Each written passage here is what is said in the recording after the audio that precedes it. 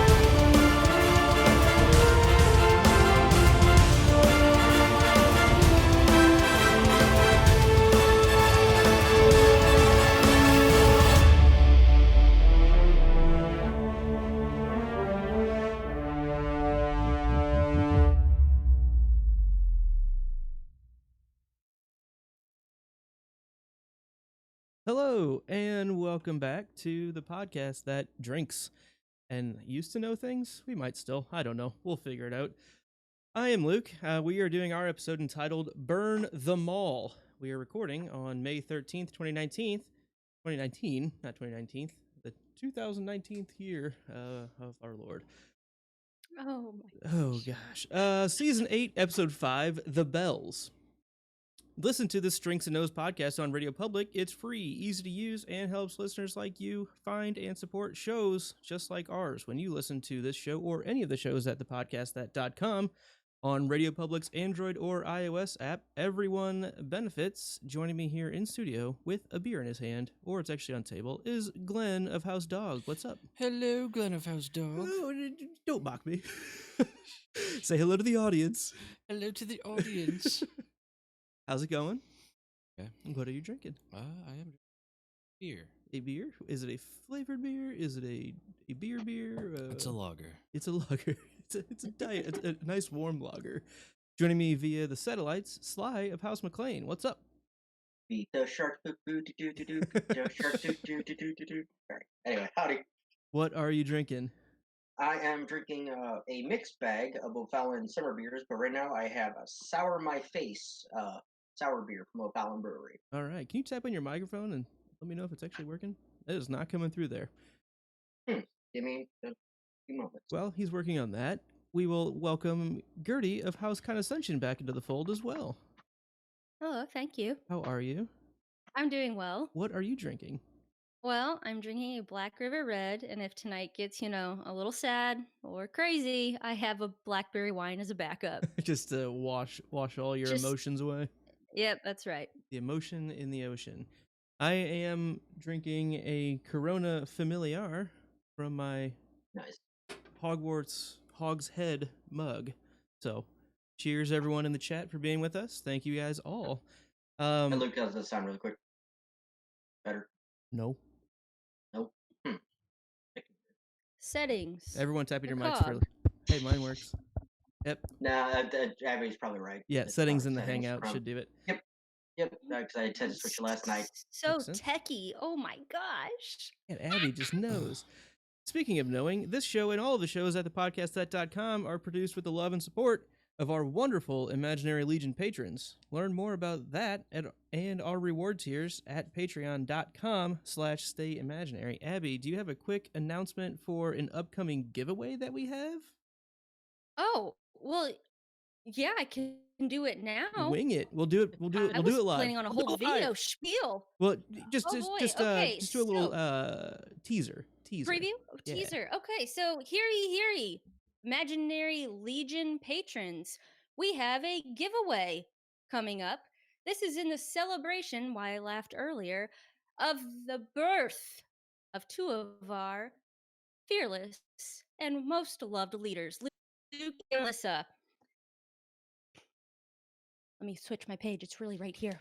Boom. So, let it be proclaimed, Legion, that this, the 2019th year of our Lord, marks monumental milestones for Luke and Melissa. They are turning the big 3-0 and the big 4-0. Luke, aka Lucan of House Blackmeat, aka Mr. Stay Imaginary himself, will be celebrating 30 years on And glitch-tastic. great earth. Glitch-tastic. And Melissa, aka Melissa, good. It's so good. You want to wait. You want to you wait. never know. Either way, that's the teaser. But so we will have a giveaway for their birthday.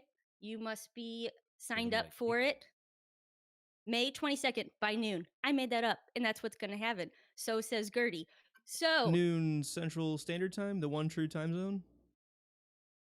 fine. Noon Central Standard Time on May 22nd. To enter for it, all you have to do is be one of our Patreon patrons. You can find out more about that at either thepodcastthat.com/support us or patreon.com/stayimaginary. Mm-hmm. Bam. Right. Boom. All right. Another quick announcement. Throne Fantasy. This was a very big episode for about one character. So if you have that Yes. one character, you're sitting pretty. So Benj, you have an update on some of the I do. standings. We'll start from the bottom here. Looks like not much of a change at the bottom list, except for in the last place, instead of a shame bell now, it is now a shame coffee cup. I saw that. And that's still held by White Lives Matter West there. Mother Blankets in 46, Queen Sessa something 45, 44 it's Squishers, and Marie Hill in 43rd place. Now at the top of the list, in 5th place, Grandmaster Butt. In 5th, House Decker in 4th, Sir Pounce's Revenge in 3rd, Like Winter I'm Coming is in 2nd place, and Dracarys is in 1st place by only 2,000 points. So I'm really hoping to balance some things out. I might have a chance, but it's unlikely. I need Davos to kill like 20 people. That's about the only difference we have going right now. If Mira Reed and Robin Aaron show up and do some stuff, I'm gonna be sitting really well. If we get the wolf pack, I'm fine. I need the goddamn wolf pack. That's why I made that damn bet with Chloe a couple weeks ago. Schwartz scored, Blues up 1-0. Bing. Damn. There it I is. have the game like literally Thank sitting you, here. Not Your Average Joe, for having our back in the chat. I know I jumped from like 28th place last week to 11th now. I was pretty happy with that. I And didn't Glenn really took a hit. move Glenn points stayed wise, about the but same. I'm at 22nd. Like people jumped me. Yeah, I'm saying. Yeah. people jumped, just like total reversal. Yeah, and Makes Abby, sense. still sticking around. You were 29th, I believe, last week. Now you're 32nd. No, I took, it's not Yeah, going well. She took a hit. It's not going well, guys. All You right. drink.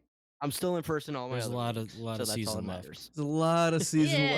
left. There's a lot of hockey left. All right. You guys ready to start talking about this episode? Sure. Sure. Okay, so Yeah, this man. is season 8, episode 5. It was around 80 minutes long. It aired on May 12th, 2019, which was yesterday. It was directed by Miguel Sapochnik and written by Dave and Dan. Abby, what was that episode description that your cable provider gives better than anyone else? Thanks, Spectrum. Daenerys and Cersei weigh their options after their confrontation at the city gates. Their armies await instructions as they sit on the edge of battle. All right. Opening credits. Benj, anything new? I believe it's the same as it's been. Dinklage, lead title, Last Hearth, Winterfell, and King's Landing. I like that they're leaving Last Hearth. They're just, Why not keep at this point? why not? Yeah, exactly. Well, you have to get. It's like the path to everything. You have to go through it pretty much. So it's almost like Might as well drop by. it'd be really kind of douchey to leave it out at this point. If you want to show the wall where it's cut out or whatever, and then you have the last hearth. Like, it'd be a dick move to Total dick move. to keep him out. All right, so our first scene opens up in Dragonstone with Varys, Tyrion, Jon, and Dany. Yeah, so Varys pens a letter and meets Jon on the beach for a chat. Tyrion and Dany discuss betrayal. Varys receives the Queen's justice. All right, Benj, I'm gonna let you let you start this one off. Sure. I'm completely fine with the punishment. He knew the risk, just as he had told Martha. My only issue with this section is we're never going to get the Varys backstory completion thing, like what was said in the flames, what did he hear, that kind of stuff that's been alluded to several times, and it just kind of cut off from there. Mm-hmm. Cut off. Yeah, like you said, cut off is like a reference to his penis being cut Yeah, off that's before they was tossed in the flames. Is that what you're going Sure. with? What are your Exactly. thoughts on this scene here? Yeah, I mean, the case could be made that all three of the boys are guilty of passing the information, but I think Varys was like the one to go just because he's kind of using that information against her, even though he sees it as the betterment of the realm. Yeah, But definitely. she's not going to have any of it. It definitely seems like he's taking it maybe a step too far. It's one thing to have the information; it's another thing to actually act on it, which he seems to have been doing. Especially when we meet Martha here, it seems like there's potentially already a plot to poison Dany. Is what it's. I mean, I know that's been said many times, many ways. But Merry Christmas, Martha. She's not eating. Abby, what are your thoughts on that? Happy holidays. Do you think they I were was just trying to poison in-syncing it. her? I do. I didn't catch it the first time, and I hadn't seen that in any of the chats. I really haven't been in many chats, but I didn't see that yesterday, last night. I was shocked. She won't eat. We'll try again soon. I didn't catch Mhm. that the first time, so I was like, "Oh shit!" Like he's not just penning letters; he's plotting her own demise, like right there in the castle. Um, uh, just that first part of the scene, I guess, is what I think. I guess the punishment is it is. It means treason. So sure. And I thought I was a little baffled by the like collar that she's like, this was her only possession Masandi came across the water with. That's a little bit later, right? Yeah, that's the next Yeah. section. That's the next scene where John actually comes in to talk to Dany. Yeah, I guess so. Sorry guys, I'm always jumping ahead. You're good. You're good. I mean, you wrote these scenes out. Yeah. I did write them. You are right. So it all just goes together. It's all about delegation. I very much agree with what Glenn was saying. I really would not have been surprised at all. It would have been pretty reasonable if Daenerys would have killed Tyrion right here too.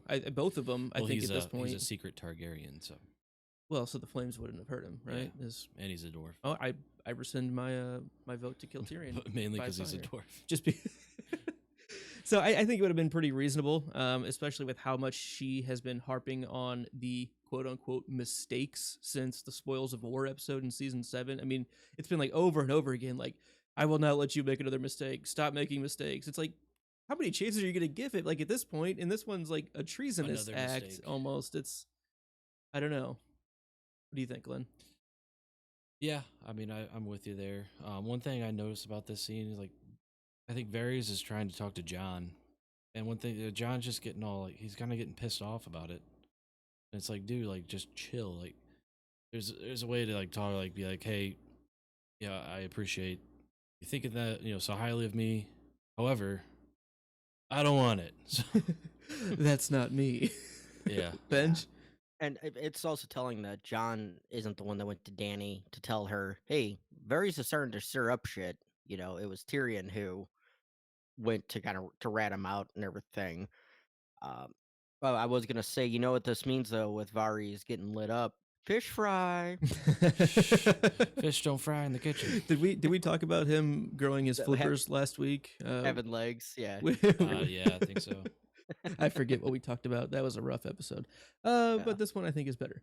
So, Well, agree to disagree. and we'll talk about that. Yep. So this scene kind of continues on. Tyrion lets her know. She assumes that it was Jon is the treasonous one, and I think she's being a little semantic about it, calling him out. Well, I know he did because if anything else happened, it went through him for this other, first step off reason. I don't think she really means it as treason for him, but she knows that Jon went against her wishes, at least. Wherever you want to find enemies, you're gonna find enemies. She's at that point now where everybody to her is treasonous, and it's all against her. She's the ultimate victim, and it's Nobody likes her. yeah, and so everybody's committing treason against her, to one degree or another. Yeah, that's pretty fair. She's certainly becoming a bit isolated, and it was really telling to me in the like previously on. They had like this Mhm. whole sequence of every like negative a Targaryen alone in the world is a terrible thing. Like every one of Yeah. those lines, it was like, oh, okay, this is pretty clear what's going to happen after that point. I Um, thought the previously on was very well done here. It's like one of the first times I've thought it played a ton into the show we were seeing right now. mhm. Before I've been mad because I'm like, oh, I haven't seen what's his name, Barristan the Bold in I don't know, like episodes, but here's a preview of them. Guess who's going to be in this episode? But here it was very well done. Yeah, to kind You of were give right. you It's the Barristan. thought process. Yeah, and it seems like that comes up more here where she looks like Viserys did when he was out in the Dothraki Sea.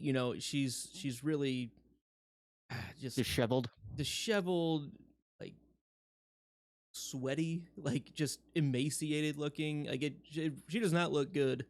And it shows in the way she's acting too, which really is telling on what goes down in this episode. Um, I guess the last thing we have in this scene here, this series of scenes, is the actual arresting of Varys, where he burns the letter that he was writing, takes off these rings as kind of a symbolic, um, hey, gonna go die. Time to so burn.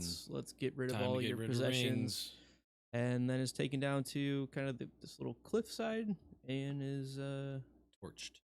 as they would say, torched. Did anybody else get the feeling when she called Dracarys and Drogon kind of hesitated? Like maybe he might not. Like I had a slight feeling like because like it took a bit longer than normal once she called out the order for him to do the attack. Yeah, and it wasn't a very enthusiastic Dracarys. It was kind of like Dracarys. Yeah. No big deal. Uh, Take your so, time like, on this one. I thought it was pretty cold. Like I don't know. I didn't really get much hesitation on it. I took it more as Not from her. I'm talking from Drogon. Like I once meant she from gave the either. word. What's Like, that? I guess I meant from either. Really made from everybody. Yeah, I'm sure. I got you. I really thought. I think Drogon was going more for dramatic effect, getting way up, getting real big, and then like he also has to Let me clear, take a deep breath. the people sitting literally right in front of him. That Let's make sure let's not, I don't, hit somebody else on the way out. what you don't see is he's actually hanging off the back of this cliff, so it's not the most easy to maneuver around. The interaction between Varys and Tyrion, I thought was really really strong. Where it's kind of like the final farewell. Tyrion lays it on the line. It was me. I was the one that ratted on you because of reasons that we've been chatting about for the last couple of episodes. And I think Varys really respects that happened, and he says, I hope I deserved it. I hope that I'm wrong about what I'm trying to work against right now. Yeah. No, agreed. He knew it was coming. He didn't try to fight, beg, plead, nothing. He took his shot or took his chance, and like you said, he hopes he's incorrect.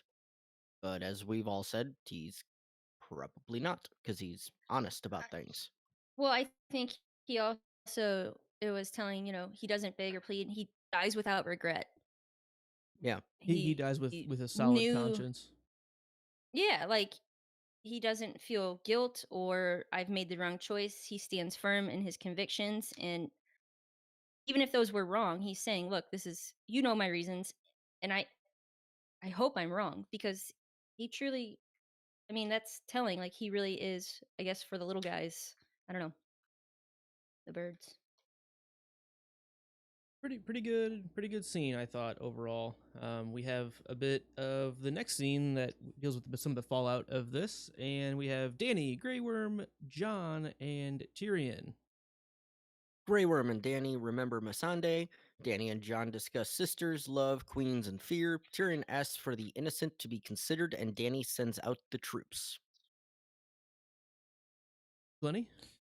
Yeah, this is just a one last plea to protect the innocent by Tyrion.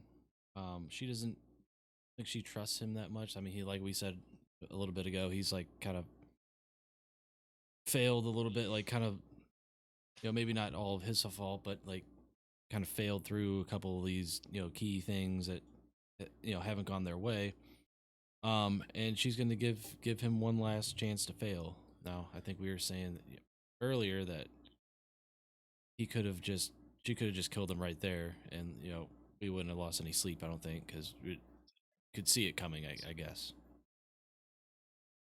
Yeah, he's certainly trying to protect the mall at this point, right? He's doing his best to be Paul Blart about it, and I think it's fitting of his character to think about that, and he very much knows the circumstances involved and all the options of what's going on. But the whole time, I think she knows that they've captured Jamie, so I think she's just waiting to play that card till he says his piece or whatever, and then after I think everybody leaves. Oh, by the way, did we tell you? Did I mention we got Gibraltar? We got Gibraltar. Yeah, that was an interesting time to drop that information.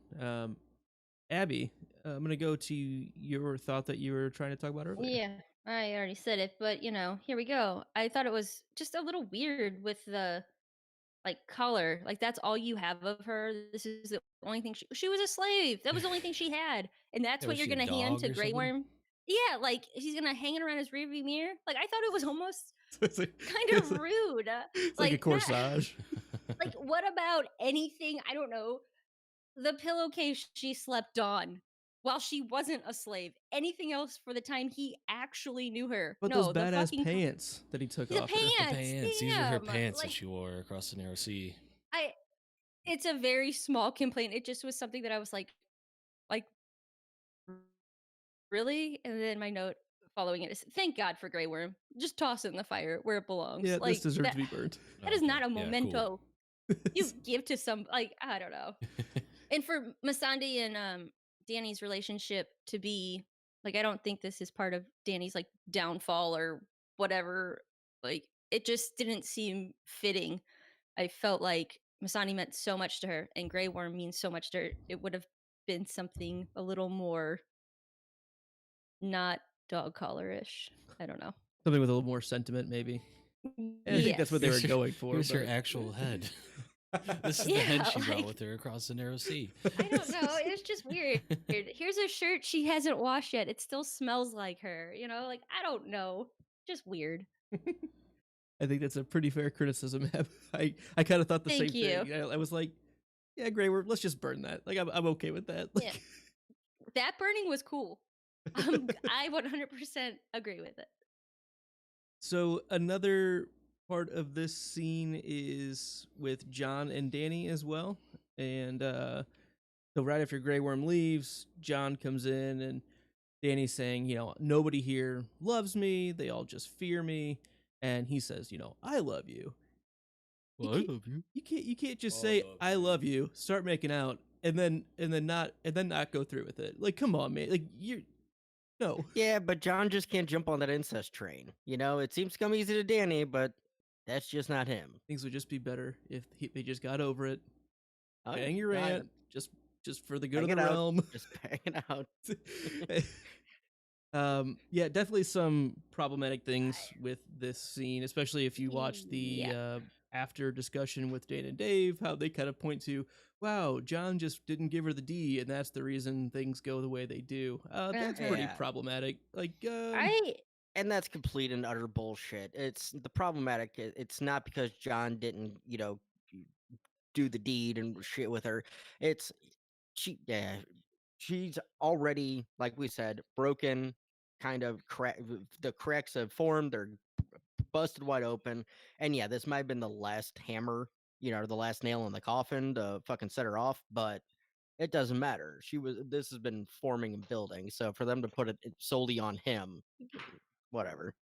Well, yeah. I mean, it's just really shows no faith in a strong female character to just be her character and just like hanging on. Oh well, Yeah. the man didn't want her, so it's probably a big reason why she fucking goes ape shit. Like no, that's horseshit. Like that's bad. That's bad shit. Exactly. What else happened in this scene? Abby, you got Well, something else? I thought it was very also frustrating here with Danny when she says that Sansa killed Varys just as much as I did.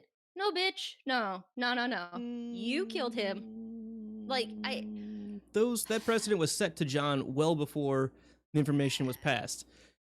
But she, like, I have no problem really with her burning Varys. I get it. I already said it was treason. It's justifiable. Let's get some Raylan up in here. It's justifiable. But she just like spins things to make her like the blame isn't on her then. I just don't agree with that. Nothing's her I fault. don't like that. Everybody's against her. I see. I'm not.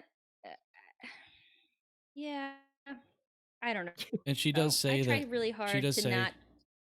John told Sansa when really Bran told Sansa, right?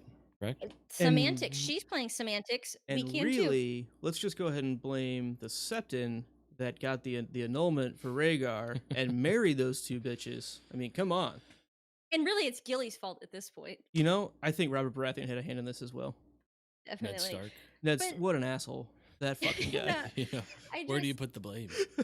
Where in the Jojen train? I'm sure Maester Lewitt is driving this Jojen train at this point. My thoughts go with like with Ned Stark. It's the Stark teaching of those who pass the sentence swing the sword.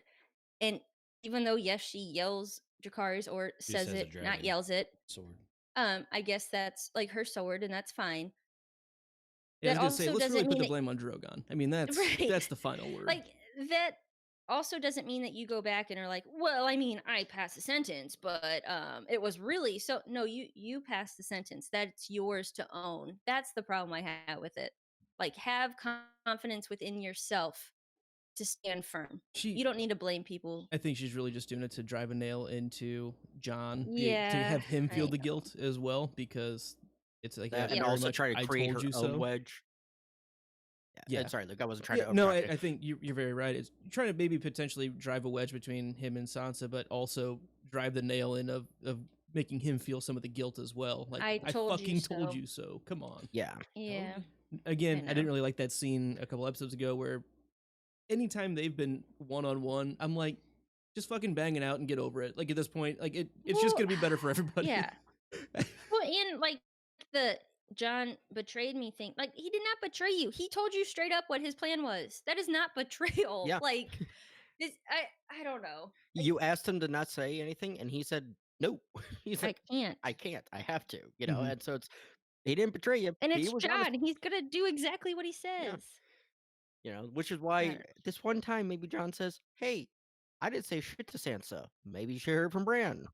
Just let's just keep passing the buck. Well, no, you tell the truth 98% of the time, and those 2% where you need to cover your ass.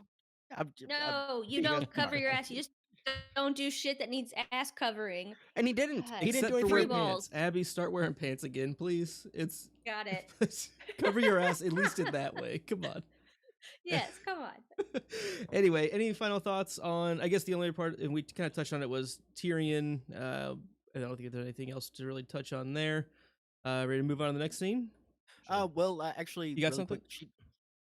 It was not the Tyrion part, but the Grey Worm, where basically she sets up the plan, bring them in up to the gates, and you will know when the time is. And so it's kind of one of those of what happens later on. What time was she talking about? Did I do the slow clap? Always start the slow clap too early. Always be the one that starts it too early. But she did make that comment there. Is this, I mean, he really does. Tyrion really does like beg for some type of, if they surrender, we're gonna surrender, right? Like, Right? we're And gonna she like nods honor at the him. surrender. Like, that's gonna Right. happen, please. We're an honorable army. Yeah. That things aren't going well. Yeah, he's certainly trying. He is certainly trying. He's really trying. He's just out there trying his best. You're doing good, Tyrion.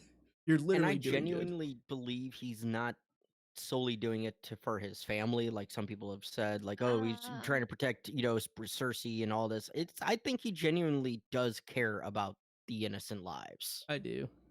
And her rule post. Yeah, I think he cares Yes. about saving the lives because of the political implications it has for Dany for a political side only. I mean, there's more to it, but like just with that alone, that's enough for him to want to save them. Whether or not he fucking cares about it, I think he does, especially with the scene we'll have coming up. I think his heart truly is in protecting the people more than anything. If he can also help Cersei and Jaime, fine. Like, that's cool, but we'll get to that in one of the upcoming scenes, I believe. Yeah, no, absolutely. So, next scene is down in King's Landing, and we have Tyrion, Jon, Davos, a bunch of troops, Sandor, Arya, and Jaime. Yeah, so Jon and Tyrion arrive at camp. Arya is going to kill Cersei, and Tyrion visits his brother. All right, Abby, I'm going to kick this one off with you. So, I mean, once we get to, my first initial thought here is like, once we get to, I guess they're in King's Landing and Davos is standing there, I just like, oh my God, the voice of reason. Thank God he's here. I really was hoping like it would solve all our problems. I don't really think that happens, but I did have that feeling of relief. Tyrion asks Davos for a favor. We don't find out what that favor is right away, I guess, or definite answer to it. And I don't know. That's about it. As you guys talk, I'll think more on the scene. Hey, Glennie, you want to talk a little bit? Sure. Go for it. So we have Thanks, your Arya Starks and Sandor Clevanes of the world that are kind of riding past these guards or whatever. And the guy's like, hey, where are you going? And like Arya Stark has street cred now. Like she can pretty much do whatever she wants. She's like got the key to the city. And Did you hear about how like I was the one that killed the most mythical beast that's ever, like, the most like important enemy ever, and it was really easy. And you can like that wasn't that hard. Now you can get away with murder pretty much. I have to go talk to my captain. You do that. Good. Yeah, you do. You do that. Yeah, I love that Sandor and Arya are just they're gonna do whatever the fuck they want to do, and like like Glenn said, key to the fucking city. Who's gonna stop them? Like, nobody at this point. No. Really, really cool, simple, very Hound Arya scene here. This very much put me back in the season 4 with them walking around the Riverlands kind of shit. It's like, you know what? Just great chemistry between those two, as Michelle Clapton would say. Benj, what do you got in this series of scenes? So yeah, once Tyrion gets into the tent with Jaime, I do like the dialogue he has with the Unsullied. He's like, I need to see the Skull Eater, and like trying to speak Valyrian with him is just not working. And he goes, well, who gave you the order to watch him? Was it the Queen? Because yeah, I'm kind of next in line, so you don't have to worry about that. You're good. But it was actually a really good scene between these two. We haven't gotten a scene like this since Tyrion's trial in season 4, where these two were together and like had that good, deep emotional connection. We've had them talk and everything a few times, but this one had that deep emotion to it. And I like how Jaime calls him out. I was like, your queen's gonna kill you when when she realizes you've done this. And he's like, tens of thousands of innocent lives and one not so innocent dwarf. This seems like a fair trade. It was very, because Tyrion's already resigned to the fact that he's fucked up enough. Dany's gone mad enough. She's probably gonna kill him. At some point soon, she's probably gonna kill him, and he understands that. So why not take the chance of saving a shit ton of people in that same breath? Also, very, very sweet when he's like, you were the only one who didn't treat me like a monster. You were all I had. and that hit Jamie, right in the feels and made him feel like, shit, you're right. So I can see why you're as fucked up as you are now. So yeah, it was I actually really did enjoy this scene between these two. Probably one of the best scenes of the entire episode. Yeah, I think it's a pretty strong scene between these two. Again, I like you said, whenever this is kind of the reversal of the escape the first time, and they kind of even reference that too, right? And it's certainly touching. You were the one that didn't treat me like a monster. It's pretty touching. I think Jamie's completely right that Tyrion completely deserves to be killed now by Dany at this point. From her side, this is about the biggest form of treason.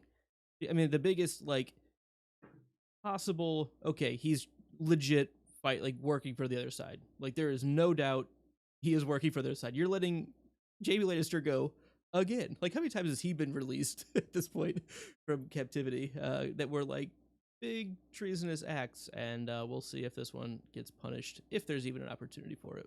We'll see. Abby? I just thought it was really nice. I'm not always a big Tyrion supporter, but when he says, all these lives for one dwarf life,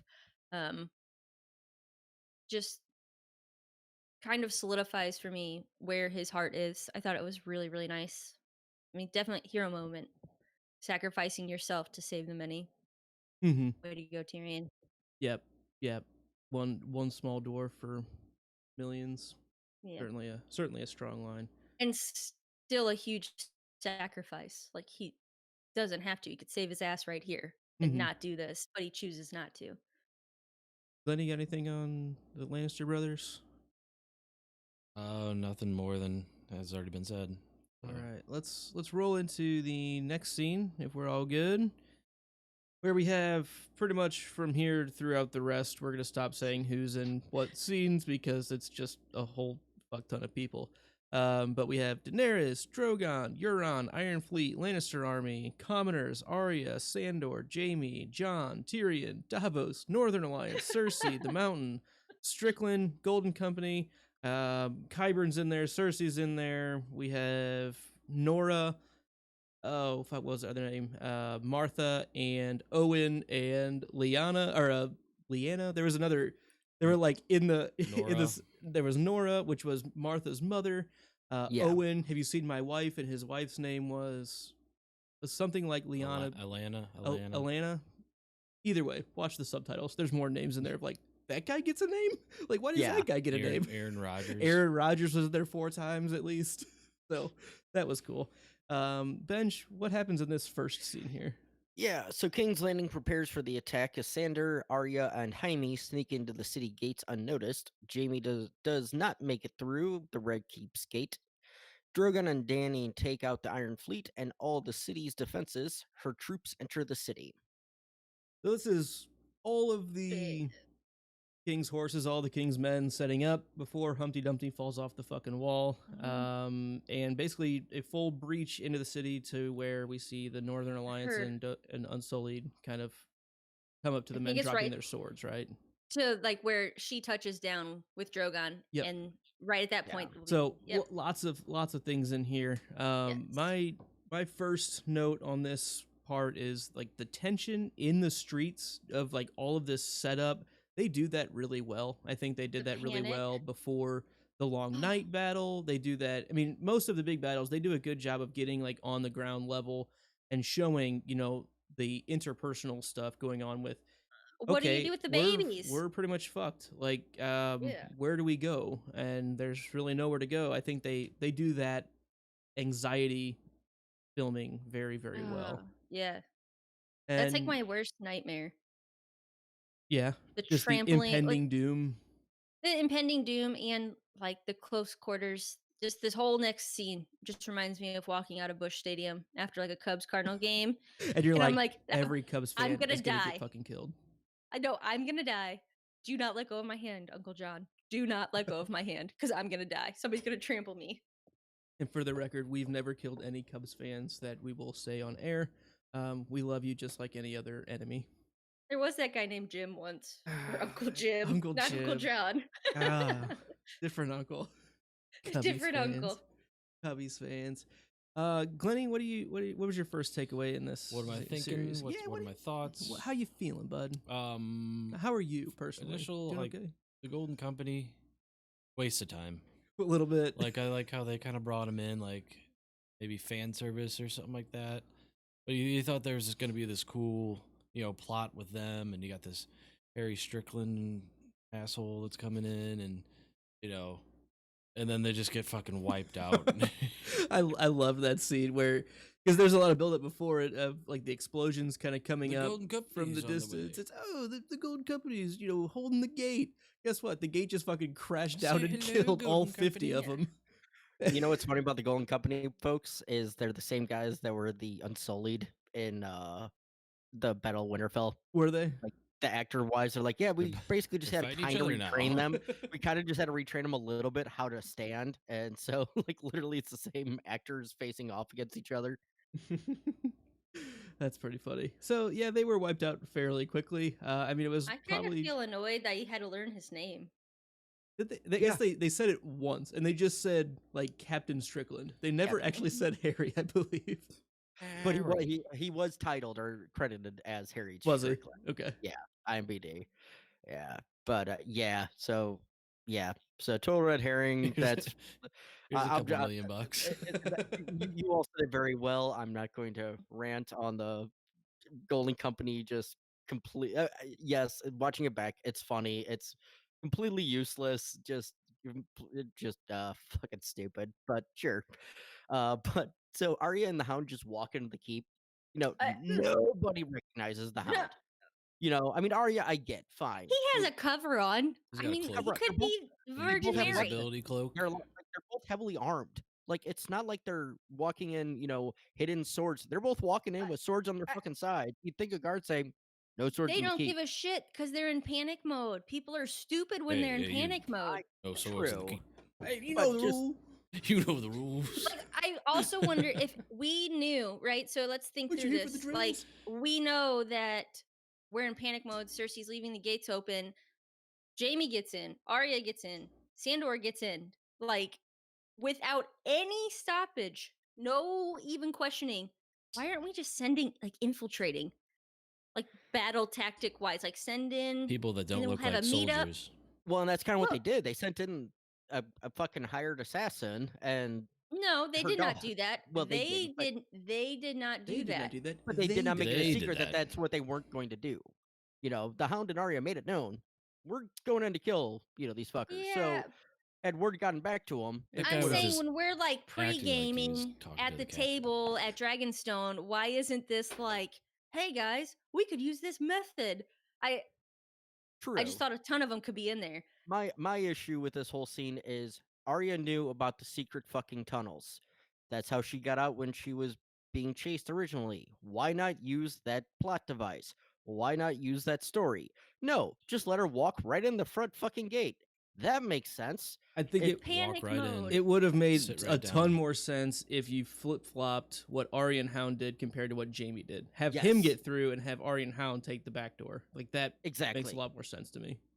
Yeah, Yeah. that's all I'm saying. I absolutely agree with you. And so, yeah. I'm also also not really noticed- surprised that Arya and Hound got through. Like Abby was saying, it's panic mode. Like they're not checking everyone. They don't have everyone go through the metal There's no detector. ID gate. Take your shoes off, put them in one of the buckets. No. Make sure you take your laptop out of your You- bag and you- put it in its own case. You're gonna have to take that belt off, sir. Is TSA that a is graphite belt? not there. There is no TSA in King's Landing, but they do have Good. metal detector wands. So Hmm. they actually don't.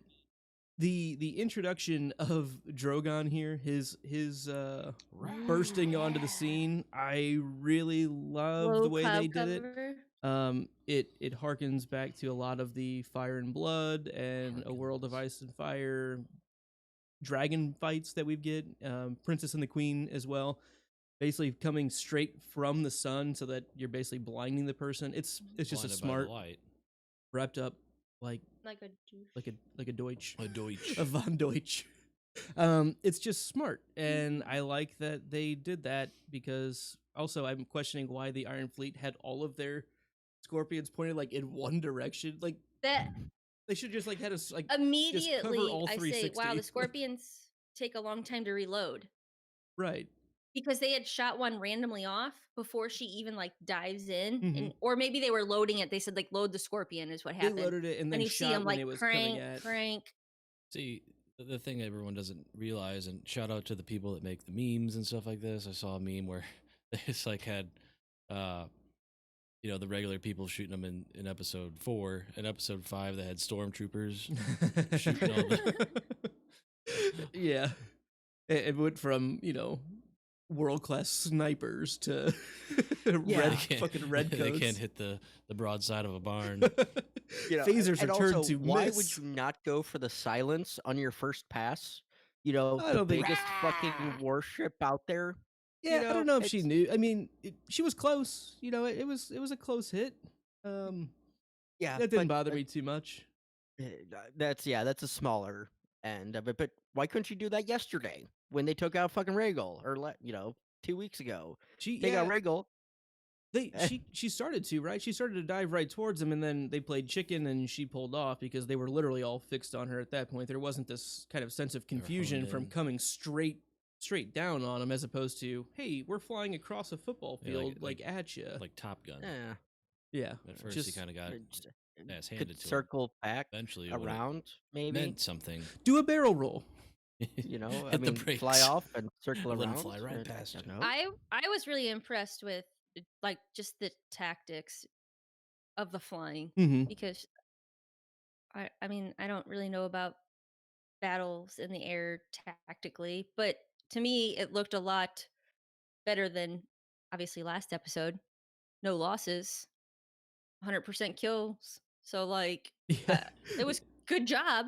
It was impressive from somebody who doesn't know a ton about air battles or whatever. I could definitely tell that she was using Luke, you pointed out like using the sun. I didn't realize like that was the tactic, but I was like, whatever she's doing, like the clouds are low, they didn't see her till it was too late. It was very impressive, and she got them all. Yeah, and this is like one of those days, like if you're playing outfield in baseball, like That this sucks. low clouds. Whew, that's a tough day. It's hard to see sometimes. Should play softball. They're yellow. It's easier. That's true. It is Yeah. easier. Softball is much easier. Slow pitch softball is much easier. You're such a curmudgeon. Oh, you curmudge. I really thought that like as Benji was kind of saying, like take silence out for sure, and she does on the second and a half pass. Euron should have just been fucking killed right here. I think that'd have been awesome. Just fucking roast light him. Just end it. Just be done with it. As far as we know at this scene, she did. He has the jump off the boat scene, which no one ever dies when they jump off a boat in this show. If you jump off the boat, you're fine. And we've seen it over and over. Just jump off the boat. Survival rate Yeah, I think Period. in Blackwater we did see somebody jump off and they jumped into the wildfire. Okay, that's named characters jumping off boats. Yes, safe. no, you don't die. Yes. Safe move.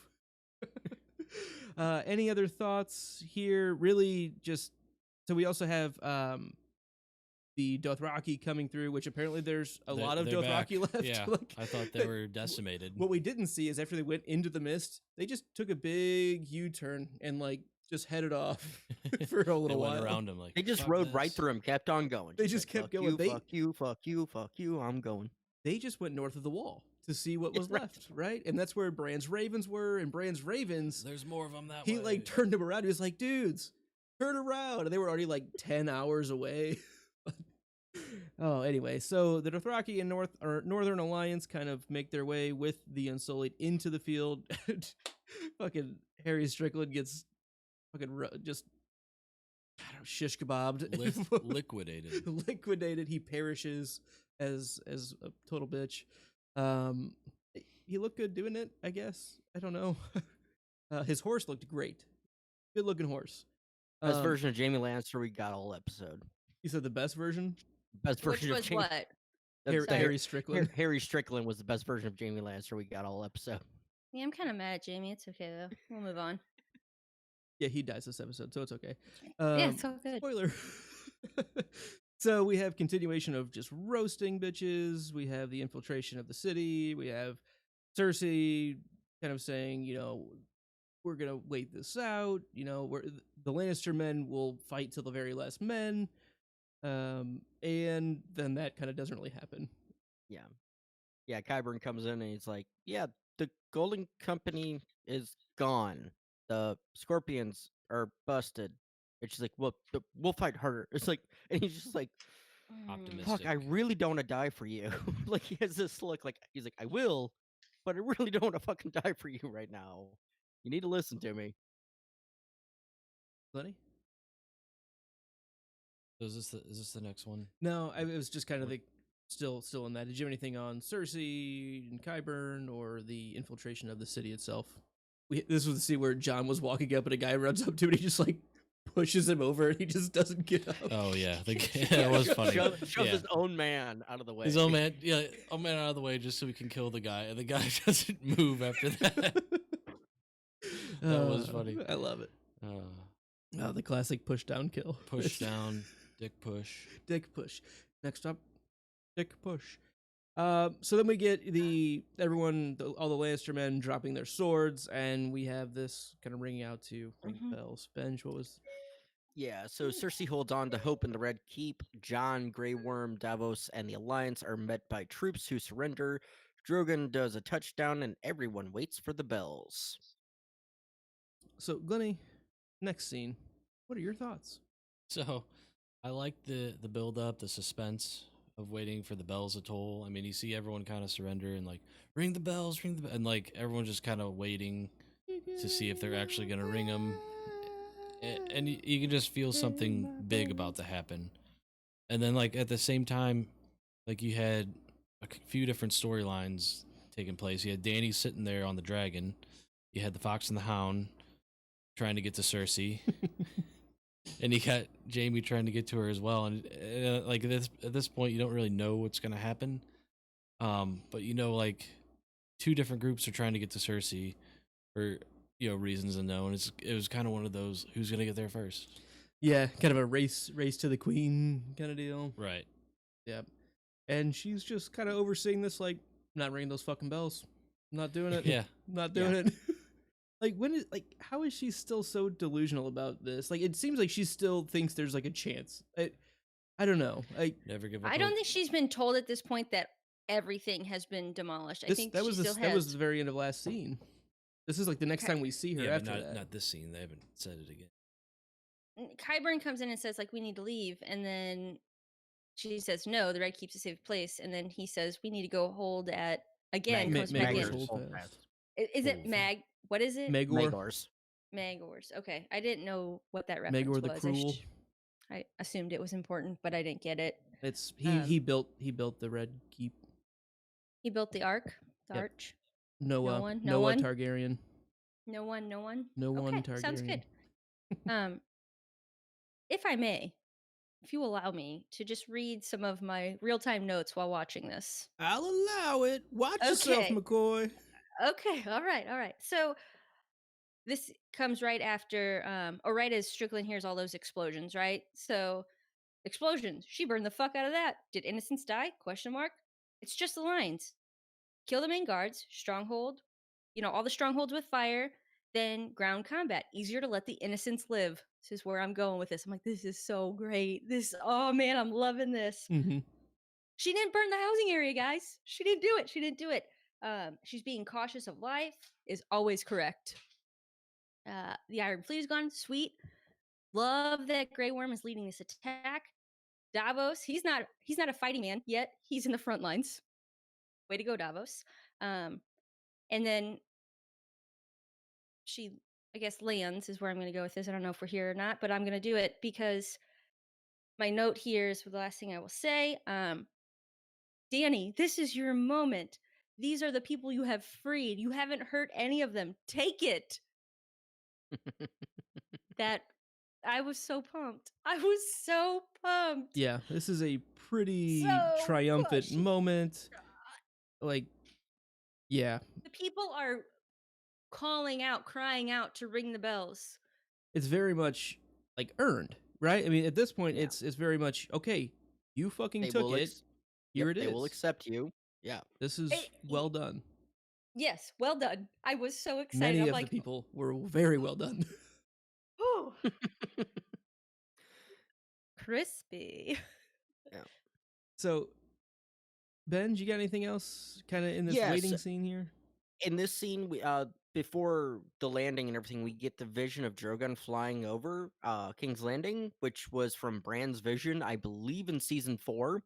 They used the same shot, the shadow, and so everybody's like, "Well, maybe that was a flashback." So this is proof positive that Bran can see the future. I know it's been a question in my, because they've never really they've said he's like, I live mostly in the past, Mm-hmm. but this is proof positive that he can see future events.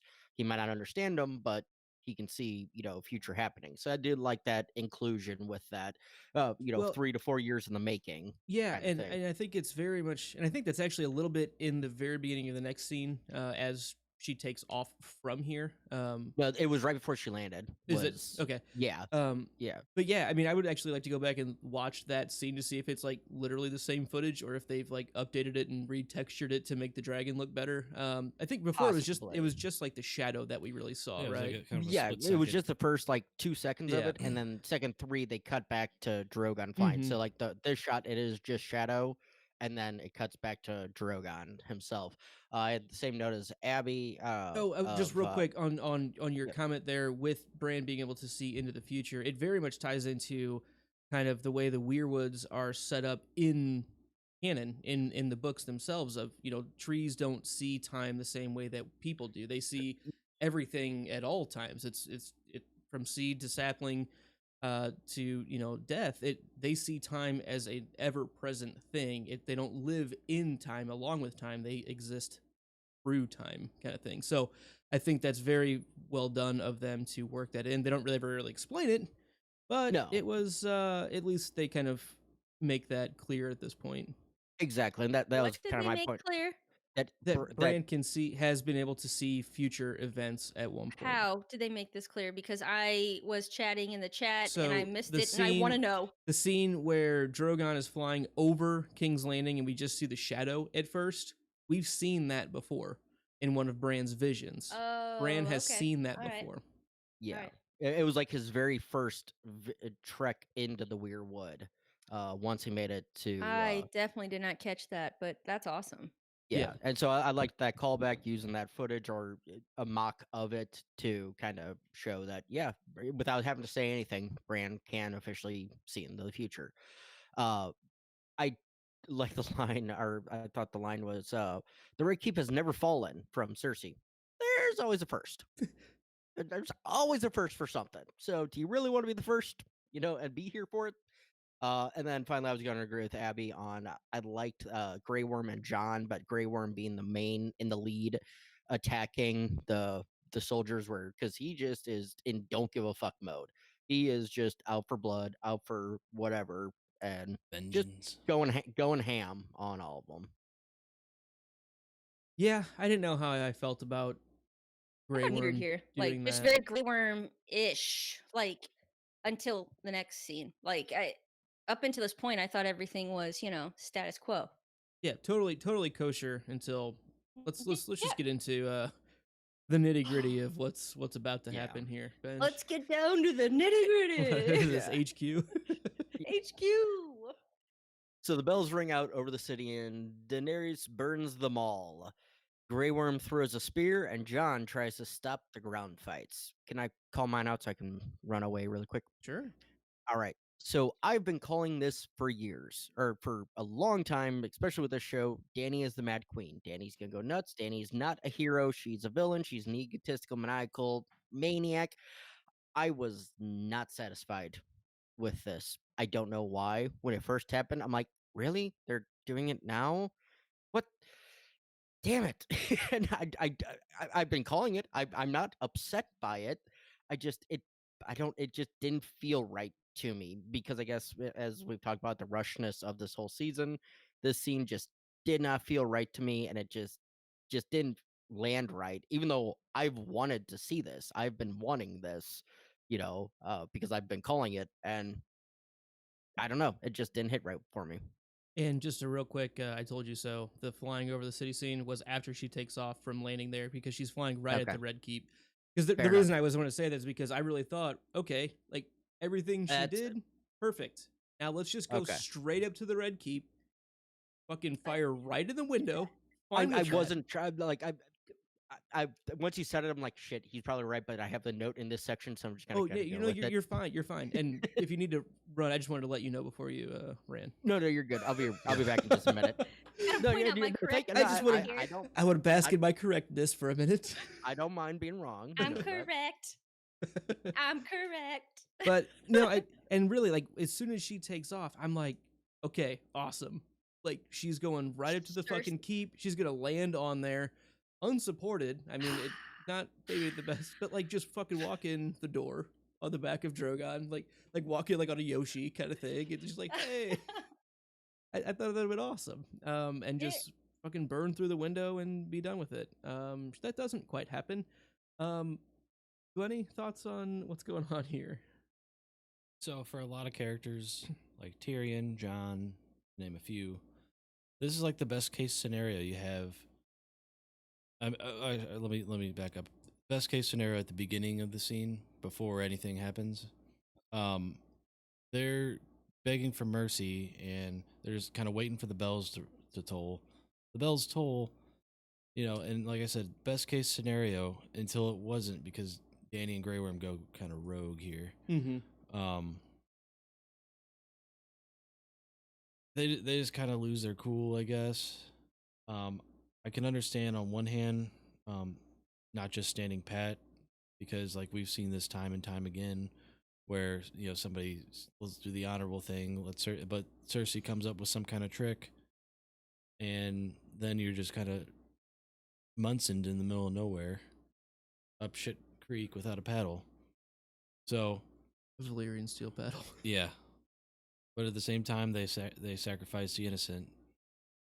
Yeah, it was very drastic. It was. I certainly think it was pretty shocking and surprising on how quick that switch was flipped on for everybody from the quote unquote good guys side, right? And as soon as shit really Bad guys. starts hitting the fan, I mean, Jon sees it right away of like his northern men are, their morals are out the door too. Sure, and he sure. fucking pulls that guy off of the guy trying to rape that woman, and he just fucking kills him. He's like, no. Like, what the fuck? Like, no.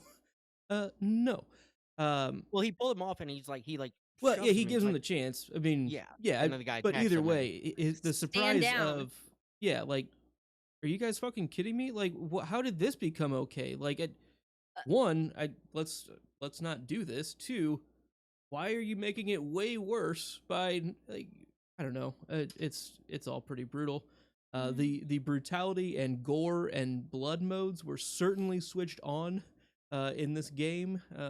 This was certainly rated 17, mature for Yeah. adults. By the way, score update 2-0. Blues. Suck it, sharks. Suck it, sharks. Burn them all. sharks. Burn the sharks. Burn the tank. Oh man. Abby, what are your thoughts Oh, here? man. So There's a lot, right? first, we're gonna start off with just something real mellow. Did anybody else? You probably haven't seen this. I Can Hear the Bells. Ever heard this song from that musical Hairspray? No. I'm gonna go ahead and say Anyways. hard no. Oh man, the whole time they're like, ring the bells, the bells. I just kept thinking, I can hear the bells. Anyways, if you get in the chat, just give me an LOL because these guys suck. But Hell's bells. Is it Hell's Bells? Hell. Yeah, I know that one too, but no, that wasn't what I was getting. Folks, I done been got.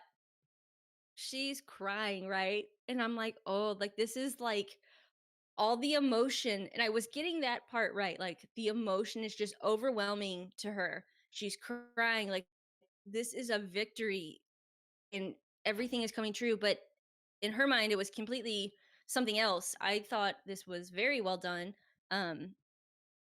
Because we even have that pause, that calm before the storm where she's like crying, calculating, and I thought this was great.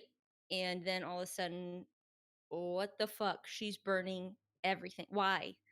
And then we see Grey Worm, and he starts the attack. These people have surrendered. And I was a big like supporter of, hey, killed Missandei. That's not cool. Yeah, I was all That's for that my too. girlfriend. burn them all. Like I was, fuck you all. Like not really all, I guess. That's not fair to say. But the minute they surrender to me, that's war crimes. Like that, it's not okay. It will never be okay. And her destiny is to rid the world of a tyrant, and she just became tyrant number one. Like I went from quit hating on Danny, quit hating on Danny, and Benji, you are right. You've been saying like everybody loves her or you guys are all blah blah blah. I was her supporter because I believed in her, like I think Tyrion did for a while. Obviously, this is not who we're gonna get, and that's cool. It just makes me really sad. Mm-hmm. Yeah, I think I'm gonna quote another movie, but you either die a hero or you live long enough to see yourself become the villain. I don't know if that Thanks, perfectly Uncle Ben. applies, but I think it fits in certain ways here. It's certainly surprising. Whether you're surprised, disappointed, outraged, shocked, or other about Danny's choices here, I don't think it's very surprising. This is one of the most heart wrenching scenes this show has ever delivered. Whatever that emotion is, it touches a lot of different things. Depends on how you thought about Danny before, and it also doesn't depend on that at all because all of it's again from the ground, and we see little girls like this one behind this post here, and it's like Jesus fucking Christ, man! Come on, they really put it in your face of like this is the choice that Danny's making right now, and Yeah. you're gonna fucking feel it because guess what? These are real fucking people that are, I wouldn't say living through this, but many don't, and yeah, it's just You know, pretty rough. It's y- pretty rough. and for this girl specifically, Chad, up there, Luke, she's the one watching, assumedly her mother being beheaded by the Northmen, Mm-hmm. getting her throat slashed and everything, right before Danny comes in and lights the whole area up. It's as Abby, you said, it's one like if she did it in the attack on the city, fine, burn them all, take them all out. But once they're surrendered and everybody's calling for the bells, calling for forgiveness, calling for please end Mercy. this, mercy, and she even said, "I'm gonna." That's our strength. Our strength is mercy. She said that in the Grey Worm Tyrion scene in the throne room of Dragonstone, and it's just kind of proves my point of she's always, and this isn't a new sudden thing. This has been building. The only difference was she always had somebody to quell her instincts or her intentions every time she wanted to go psycho queen, psycho killer kind of thing. She had somebody to kind of reel her in. She doesn't have anybody because she doesn't listen to Tyrion. She refuses to because he's made mistakes, and now it's just full out my way, and I'm going, as you said, I'm going to be the tyrant. I'm really not going to disagree with you, but whenever she says, mercy is our strength, I don't think she hides the fact at all that she is completely okay with sacrificing everybody here to prove the point of, well, because I don't think we really mentioned it, but she calls out, well, they're going to be protected by this queen, who they know is a tyrant that makes them just as culpable because they're allowing themselves to be this tool for her. I know it's very problematic to think that way, but she doesn't hide the fact that this was part of her plan. I think she hesitates, when she's up on that wall or whatever, but I don't think she changed her mind necessarily to do this out of nowhere. Tyrion just didn't convince her. Yeah. And sorry, really quick score update. Looks like 3-2 now. This is a lot of scoring. A lot of scoring. A lot of scoring. There's a bunch of spares killed here. I like that they kill a bunch of spares. Makes me think of Harry Potter, as usual. When Cedric My gets mic killed. has been muted. I've wanted to say things for hours. Hey Abby, I'm gonna come to you next because you look so heated. I want to get those raw No, just kidding. emotions. I was like talking like, hey guys. Oh, okay. Hey guys. Oh, Sorry, okay. really quick. 2-2. Oh my god. Okay. So, anyways, this scene right here where she turns and starts, and we see like the carnage. We see the commoners' plight. The good guys turn to the bad guys.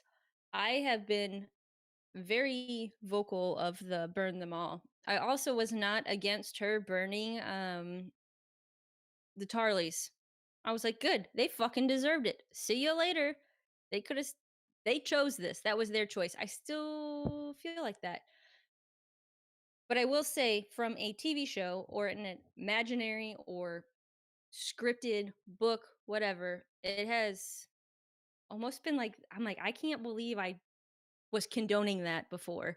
It has made me take a pause and be like, dude, you need to like really think these things through, because we just watched little girls watch their moms die, stay by their sides. Like, that was too much. Because in my mind, what I'm thinking is burn the fleet, burn the soldiers, like get to your objective, and then you stop. And she didn't. Yet my comments do not support what I'm saying here. That was just in my mind. So it's made me more mindful of the way I may deliver my thoughts, or being more precise of what I actually feel, because this to me was unforgivable. So Not what I had in mind. you make some good points. Phil H disagrees with you. He says just burn them all, and that's fine. Well, Phil H, I was always on your team, but I can be your nemesis too. I mean, Luke and I are buddies. Dual nemesis. Is it Yeah. plural of nemesis? I think nemesis would fit. Nemesi? Nemesi. I like that. Nemesi. Nemesis. Lots going on here. Certainly rough stuff. We ready to move on to the next area, next scene at least? Yeah, and I was gonna add a joke in, but I won't steal it. All right, Sandor tells Arya to leave, and he finds his brother. Jaime finds Cersei. Arya makes her way. Oh, I'm sorry. No, I skipped a scene. My bad. Yep. Jaime. Yep, there we go. Jaime and Euron fight to the death. Cersei leaves the Red Keep. All right, Abby, I'm gonna go to you first on this little interaction between a couple of old friends. So I'm like super. Are we talking? Whatever the fuck are we talking about right now? Jaime and I'm sorry. Euron. Jamie and Euron. Okay, yeah, I'm over it. Like, first of all, Euron could have died on a burning ship. I couldn't have given two fucks how he died. Like, he's a nothing character to me. So now we're wasting time that now I want as resolution of what the fuck's happening next on him and Jamie battling.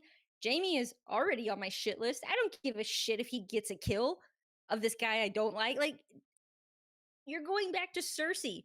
Like, this to me, it's not like, oh, total misstep, writers or whatever. I just, okay, great, you have a fight. It takes like 3.5 precious minutes of our season that I could have seen something else, and I would have preferred that.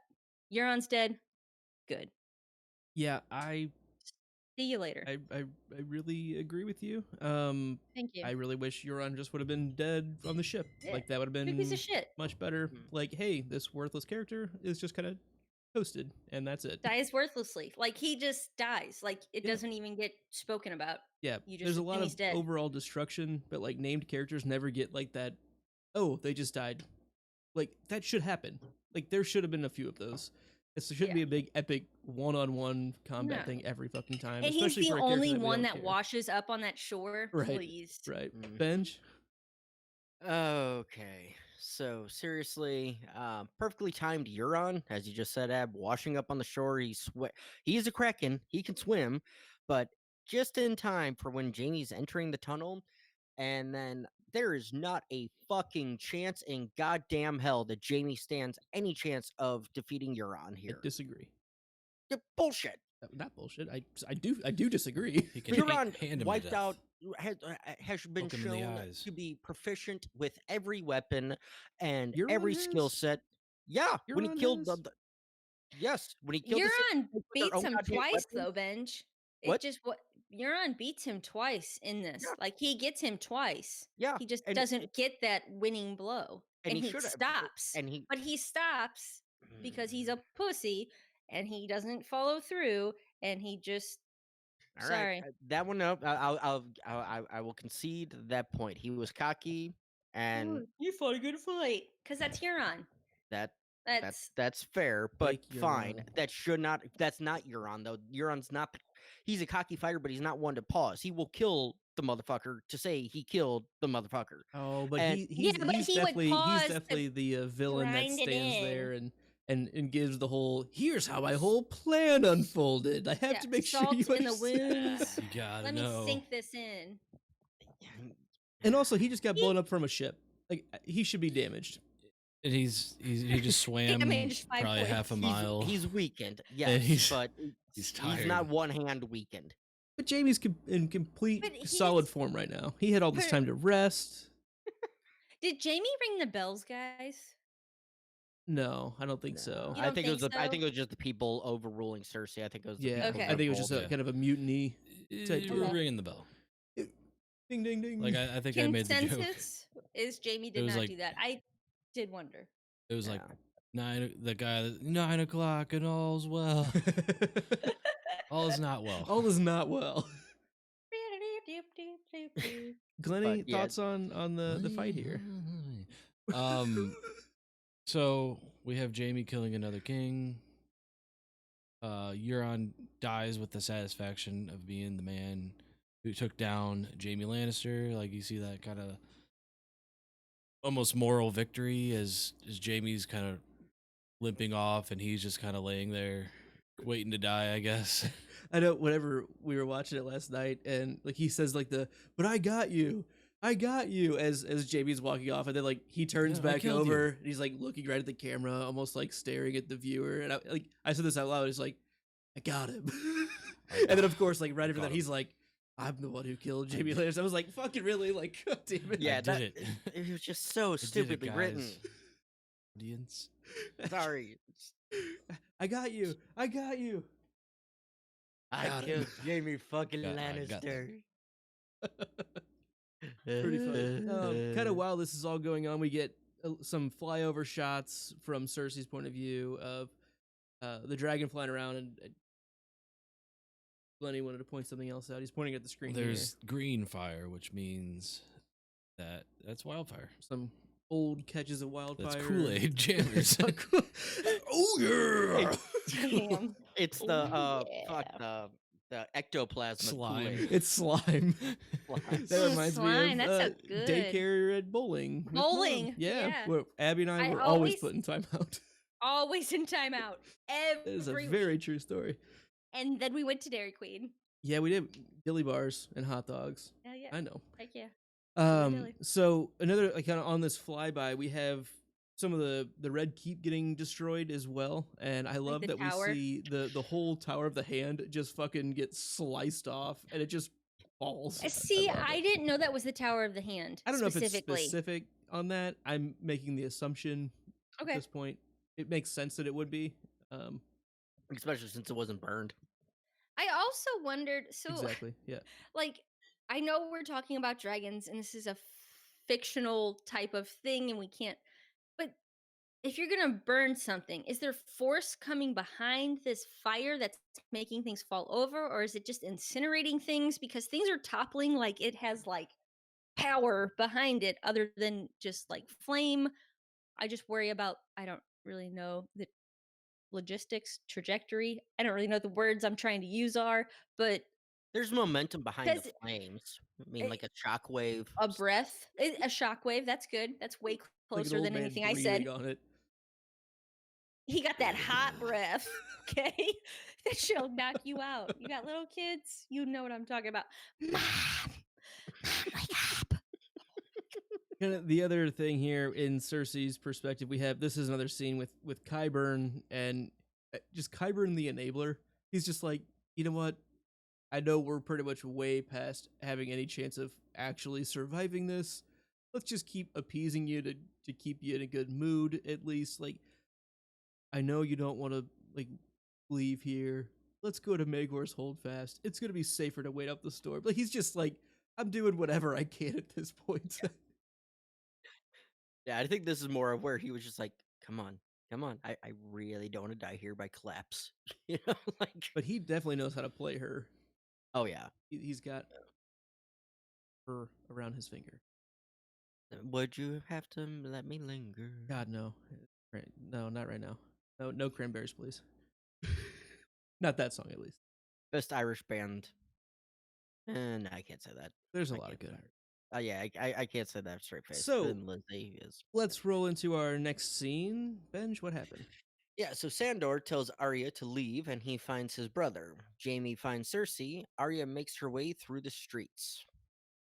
All right, Benj, kick us off as well. Yeah, so mine comes in a little bit later. It's after You want to the wait on Hound it then? separates- What's that? You want to wait on it and go more Yeah, chronological? wait on it. So I think other people have. Okay. So I guess I'll jump in because I think the very first thing is map alert, right? We see our map again, our famous, very It's expensive map. map. We have to show it a minimum of what, 10 times? And I think we are nearing that Hit the quota. And this is why we can't have nice things. Right. Yes. I was real upset about that map. Like, we couldn't leave the map, Danny. Like, seriously, it's so good. It's so good. What did we see? Why it? do you want Oh, I to guess destroy we that? saw it crack later on, a little bit later on. It cracks, shit falls on it, then they leave. Oh, Man. leave the map alone. So we also have Sandora. He shops at Sephora. No, Sandor kind of finally getting through to Arya. I don't know, it kind of breaks her emotional armor a bit. And it's like, do you really want to be like me? Like, no, if you come with me, you're going to fucking die. And I think she realizes, I don't know, this is a pretty good moment between these two. And she sees that he's being very emotionally resonant with her and very honest and upfront of like, no, you have things to fucking live for. And I don't. Like, this is the only thing I have. You have all these fucking options. Like, fucking go. Like, you don't need to do this. Like, get your head out of your ass and fucking get out of here. And yet, had she come with him, easy kill. She was right there. I was surprised that the Hound just No, wasn't like, okay, now Yeah. you. Like, but Wait, well, easy kill for what? I'm for so confused. Cersei, For Cersei, because she was just. Oh, Cersei. right there. I Yeah. kept thinking that, like, Cersei was continuing down the steps and Arya would, like, kind of hear that and turn around just to see. I was expecting them to meet at the map room. For fuck's sake, can we keep anything nice around here? But no. I saw this whole Sandor Arya scene not just like, oh, you're gonna die. Do you want to be like me? I took it very much as having like that vengeful heart. Arya has been on this list thing, right? Pretty much since season 3, 2. She has her list. Since day 2. Yeah. And she gets to see what happens right here. Like, do you want to do be you remember like who me? told her about the list? Who gave her the idea about the list in the first place? That would be my man. Yeah, it is your man. That's right. It is my man, and I'm one. Yeah. Name Not escapes. Mayan. Yoren. Not No, Mayan. Yoren. Yep. Yoren. Nice job. Yep. Nice job. Thank you. Yeah, he, but she has been on this vengeance, right? Even through the Faceless Men, it's always been about vengeance. And Sandor, like her, has always been about vengeance. He wants his revenge, and that will be his end. Do you want to be like me? And she says, thank you. I feel like this is not that we're going to see Arya the lady or, oh, now Gendry and her are going to get married. I don't necessarily think that's going to happen now. I would be totally fine with it. I'm a Gendry lover. But He's so cool. Gendry's gonna be killed We just had, because like, he should be. 3 more episodes, yes. You have one But episode for that. What I'm saying is, I really hope that this Logistics. scene right here, plus what we see her go through on later on, shows her that having, like, you lose yourself, you lose your life, it eats so much away of you that there's nothing left except then you die, just as Sandor did, and became an incredible teaching example and friend to Arya. So I hope that this just becomes a big, pivotal, defining moment. We'll use some Oprah and Dr. Phil words here. A defining moment in her life, and she can find some happiness. I certainly very much agree that I think this is a certain kind of pinpoint in her character arc that she's been working towards, that she can actually become a real person again. Not so much a machine, which we've seen that opening up a lot in the past season, like just this season and parts of last season, but mostly not season 7. But certainly from the beginning of season 8, that seems to have been that door opening, and Sandor just kind of pushes her through that door, is what it seems like. Of like, no, go be a real fucking person. You. Me. Yeah, so obviously this is the scene where we get the Clegane Bowl, and then like at the same time pushes Arya down, you go do your thing or whatever. But like the thing I like is it kind of cuts back between the two scenes, and it seems like every time Arya's getting beat down, like Sandor's getting beat down at the same time. It seems to coincide, if you will. Throughout the whole Clegane Bowl. Are they late? I did wonder that too, Glenn. Like, is this happening because it just is coincidence, or are we supposed to know that these two are linked? Didn't you know In that thinking. To the past. that he is her voodoo doll? Well, he's the hound. Like a dire wolf could be called a hound, so maybe they're That's her familiar now. It's not working, but yeah, it was very apparent they're both feeling the beat down. Oh, goal! Woo! Boom. Yep. Score update. Score update. Cortuzzo scores 3-2. Good guys. Suck it, sharks. Suck it, sharks. Eat the shark, So as Sandor does go through to that staircase, the castle becomes a bit of a convertible. The top comes off. Yeah. Yeah. So go for it, Bench. So yeah, as he's going, that was a quick death for Qyburn. As we were talking about, not everybody needs the one-on-one, fancy death. Nope, he just got shoved the fuck down and brain splattered on the steps. He tripped. Yeah. He tripped. Never mind. I tripped and hit the doorknob. It happens, I guess. Anyway, after that, before that, I love how the Hound walks up and he has enough courtesy where it's like, Your Grace. Like he still calls fucking Cersei. Yeah, that was Grace, gives her honors. I didn't even pick up on it, but you're right. That's funny. And then after the three men come down, he slashes them. Then the mountain starts coming, and they call him off, and Qyburn gets knocked the fuck out. And Cersei's just like she completely Zoidbergs out of the way, like just okay, well, scuttles. She scuttles on by. And as we were saying, it's like it would have made sense, like for the Hound, just poink, poke, pokey. Just fuck it. But it's fine. Let her go. And that's so I was thinking maybe she might run into Arya in the room or something.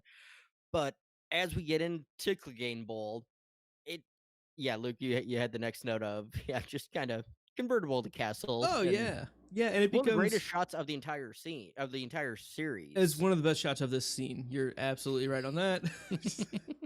There's no contention. Yeah, you have the mountain on the high ground, the Hound low, and Drogon becomes a convertible.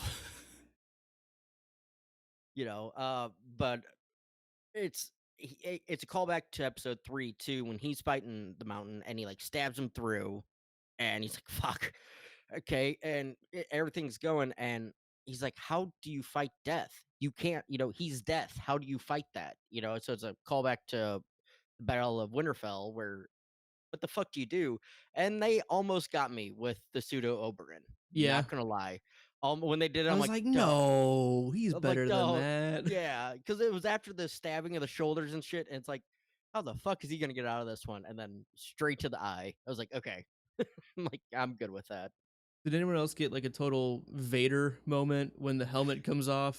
It's like, oh, okay, all right, we're gonna fight. I was thinking more Big Van Vader, the wrestler. Yeah, that's exactly the reference that I would pull. I know. Well, it took me a second, because he looks closer to that Vader than Darth Vader. So with the helmet off, pretty similar to Darth Vader with the helmet off too. But yeah, this whole fight. I'm gonna reference your favorite Martian song, which is Ray William Johnson. It's a post-apocalyptic, post-mortem love song between these two. It's very Post Malone. Not Post Malone, not Pogue Mahones. No, it's very post-apocalyptic, right? I mean, you have the smoke and the sky is all yellow, and I don't know, the mountain's dead, so there's that. It's just fitting. But I thought it was really neat. It was maybe not exactly what I wanted. Maybe more of a fight itself, but I thought it was That was good enough. I would have liked more, but I'm okay with it. It for what it was great. What it was, what we have. That's what we got. And I like that Sandor kind of takes the the bull by the horns and just says, you know what, fuck it, I can't just kill this with the way I'm doing. Which Yeah. he's pretty good at killing whites. He should have fucking brought some Valyrian steel. Yeah. I'm just gonna say. I mean, is that what would got have him through killed the him? Fucking heart. And that's then the he got thing, him we through don't the know brain. because he's a science white. He's not a ice white. Ice dragon glass kills We ice whites. know that he's a science white and not a dragon white. Couldn't Qyburn have studied this shit and tried it? Qyburn was very shocked when he found the white.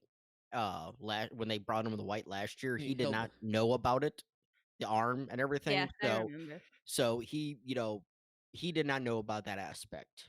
He was uneducated of that, at least from the facial Yeah. explanations. Yep.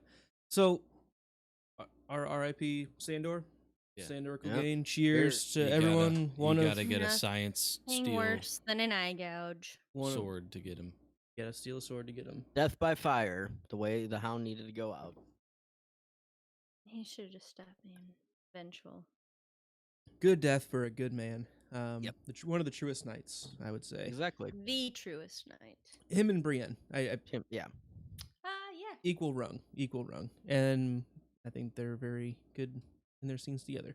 Another part of this sequence here is Jaime and Cersei meeting up in the map room. Glenn, you got any thoughts on this little interaction here between these two? Yeah. So, and is this like before Bang or whenever they perish? This is before they perish. They're still kind of up in the map room during the fight. And Okay. Yeah. they just see each other and hug. Like, yeah, this point you see Cersei, and we're kind of like, oh man, is Arya gonna be like waiting in the wings? And Because gonna she get had that like kinda- just went back. yeah. Yep. But you see Jaime kind of stumble in, and they kind of embrace, and it's kind of, oh, you're bleeding, and you're on the fritz, if you will.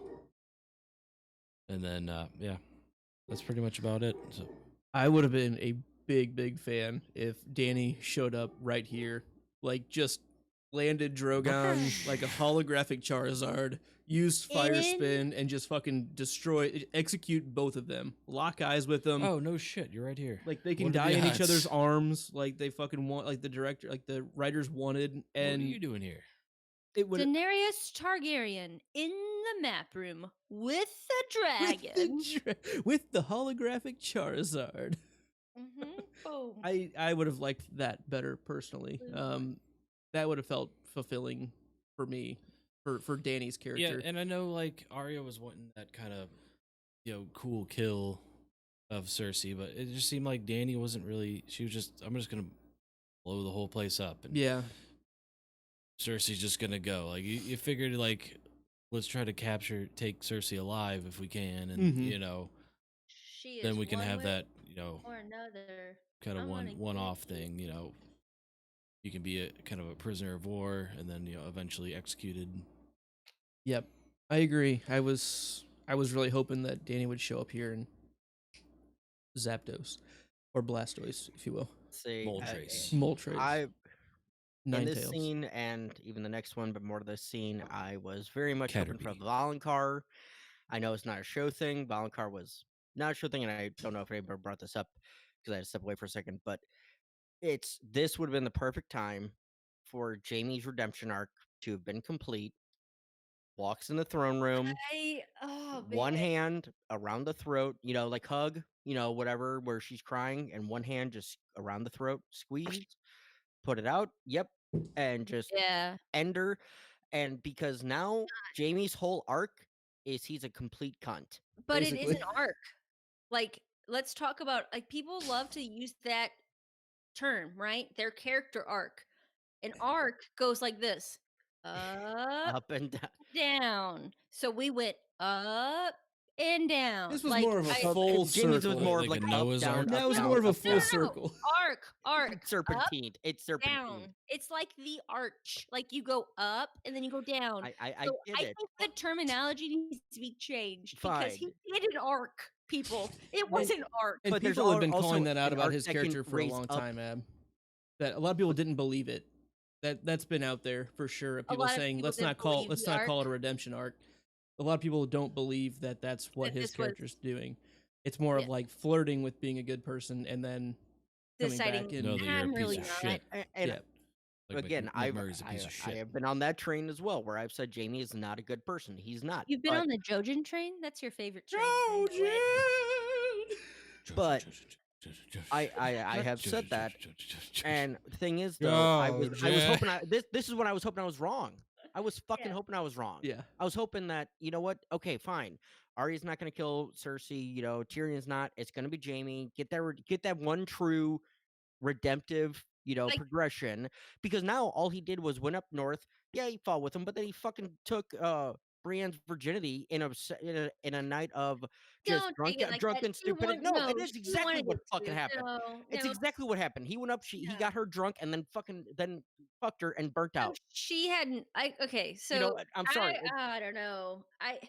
I am also angry at him with this, right? I'm not gonna be like, hey, this was totally cool, Brienne. You got what you deserve because you wanted it that night. This is fucked up that he did this. It's absolutely fucked up. But don't put her virginity on this pedestal, like. I'm not putting the because- virginity on the pedestal. I'm putting her honor. Her.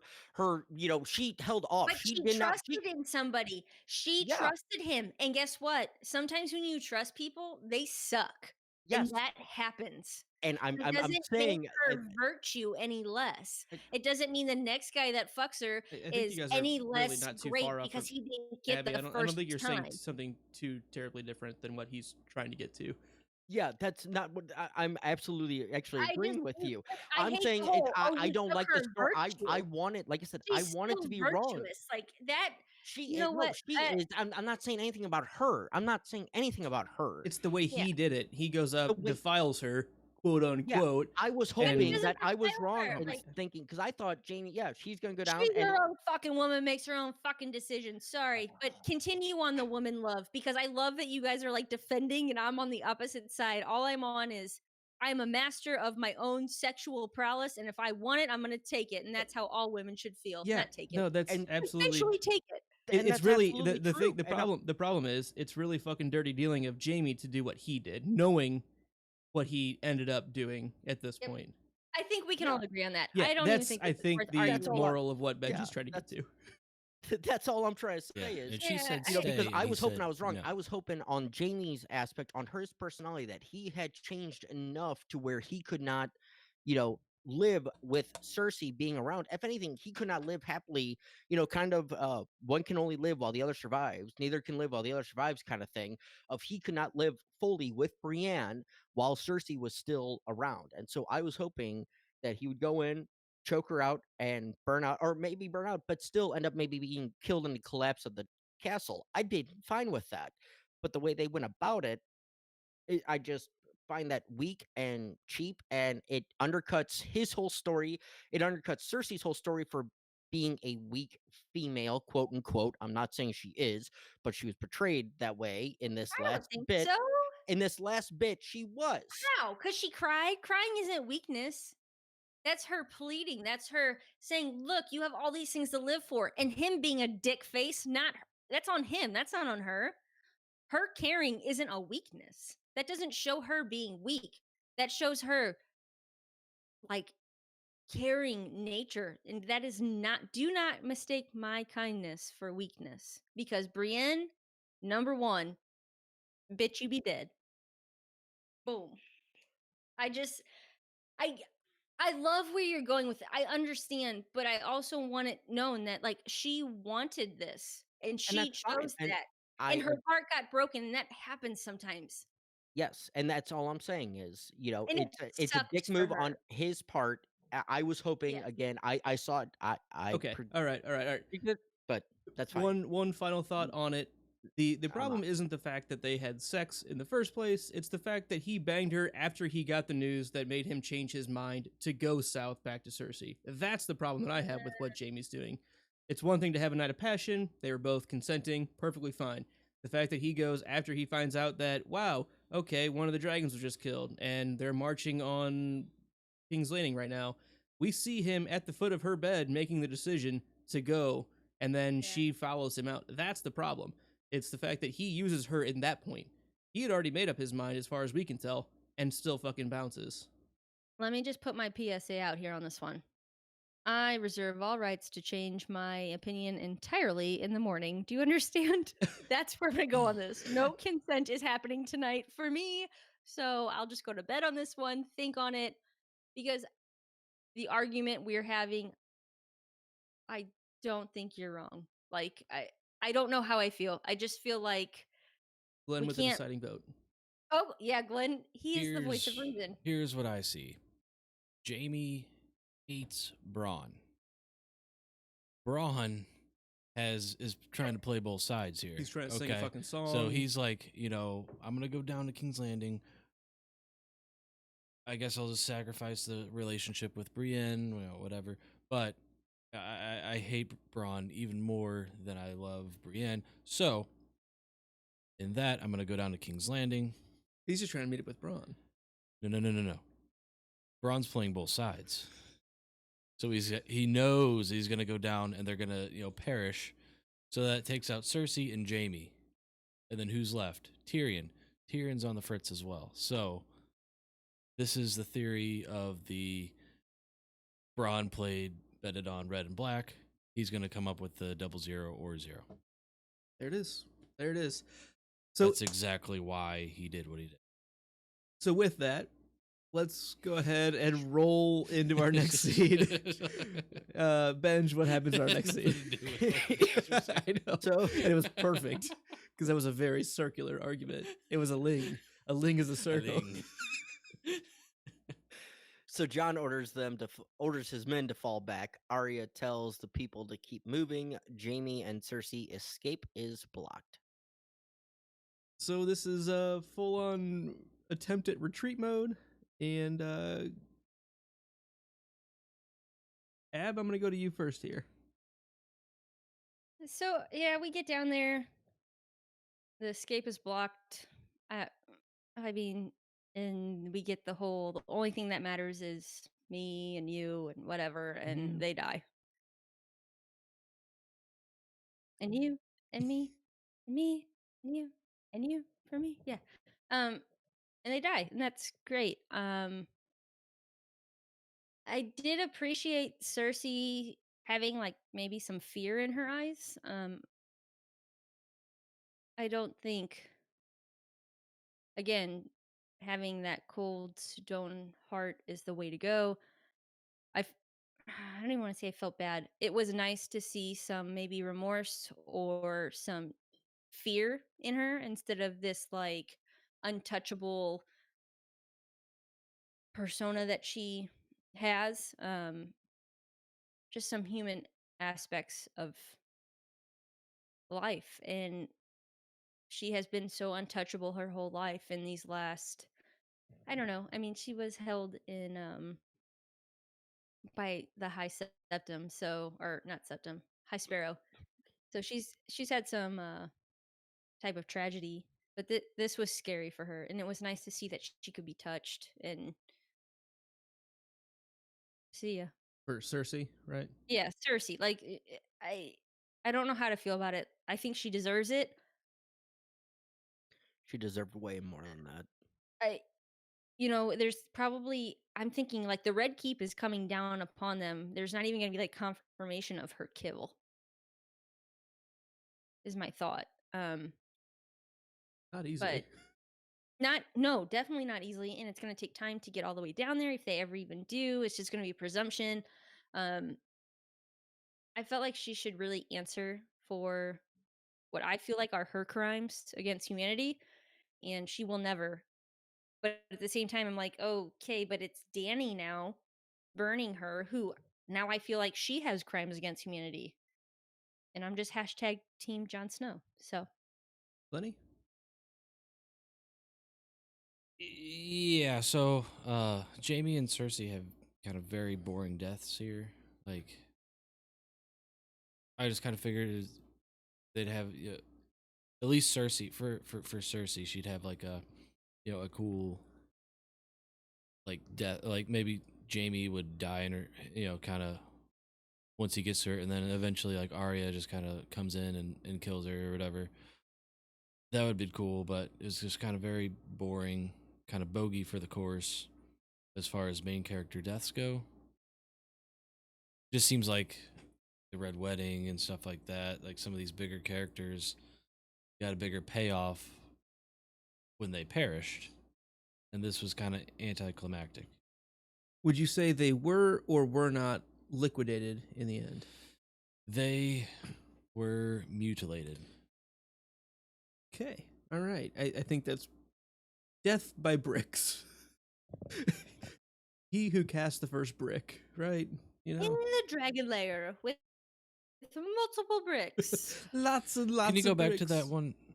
The bricked up? Because it looks like every brick is like the perfect brick. It's just like perfect. Yeah, like none of them are broken bricks. Like they're Right. just like full 4x4x8, like perfect. Yeah, cast just a pile of bricks here. cast clay. Yeah, Sure. I agree. You guys want to talk about the structural integrity of bricks or like the compressive strength of Well, bricks? It's a I've good I've building been in material. material. Laying Nauvoo, on the ground. Illinois once and built a brick, so Build there's a brick. that. That's true. We've Yeah, baked St. Louis baked was the- bricks, Hey, St. Louis was the home of the red brick for a long, long time. So and we also get Red Baron pizza. And emos, you jerks. Oh, I love IMOs. Me too. Oh. Bench, wanna ship me some thoughts salad on dressing? the Lannister's death? So yeah, I kind of went into this whole thing. Yeah, I'm not happy about any of it, and maybe that's the point. I'm not supposed to be. Death just happens, and thinking like first initial reaction, I'm like motherfuckers. But you can't, as we said, you can't always have the spectacular death. You can't always have the nice things. I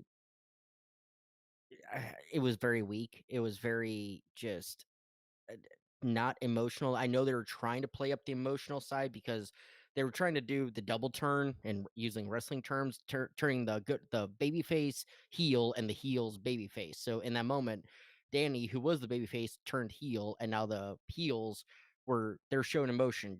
As Abby had said, Cersei's like, I don't want to die. I don't, showing that remorse. But at the same time, we've seen 7 years of her not giving a goddamn fuck.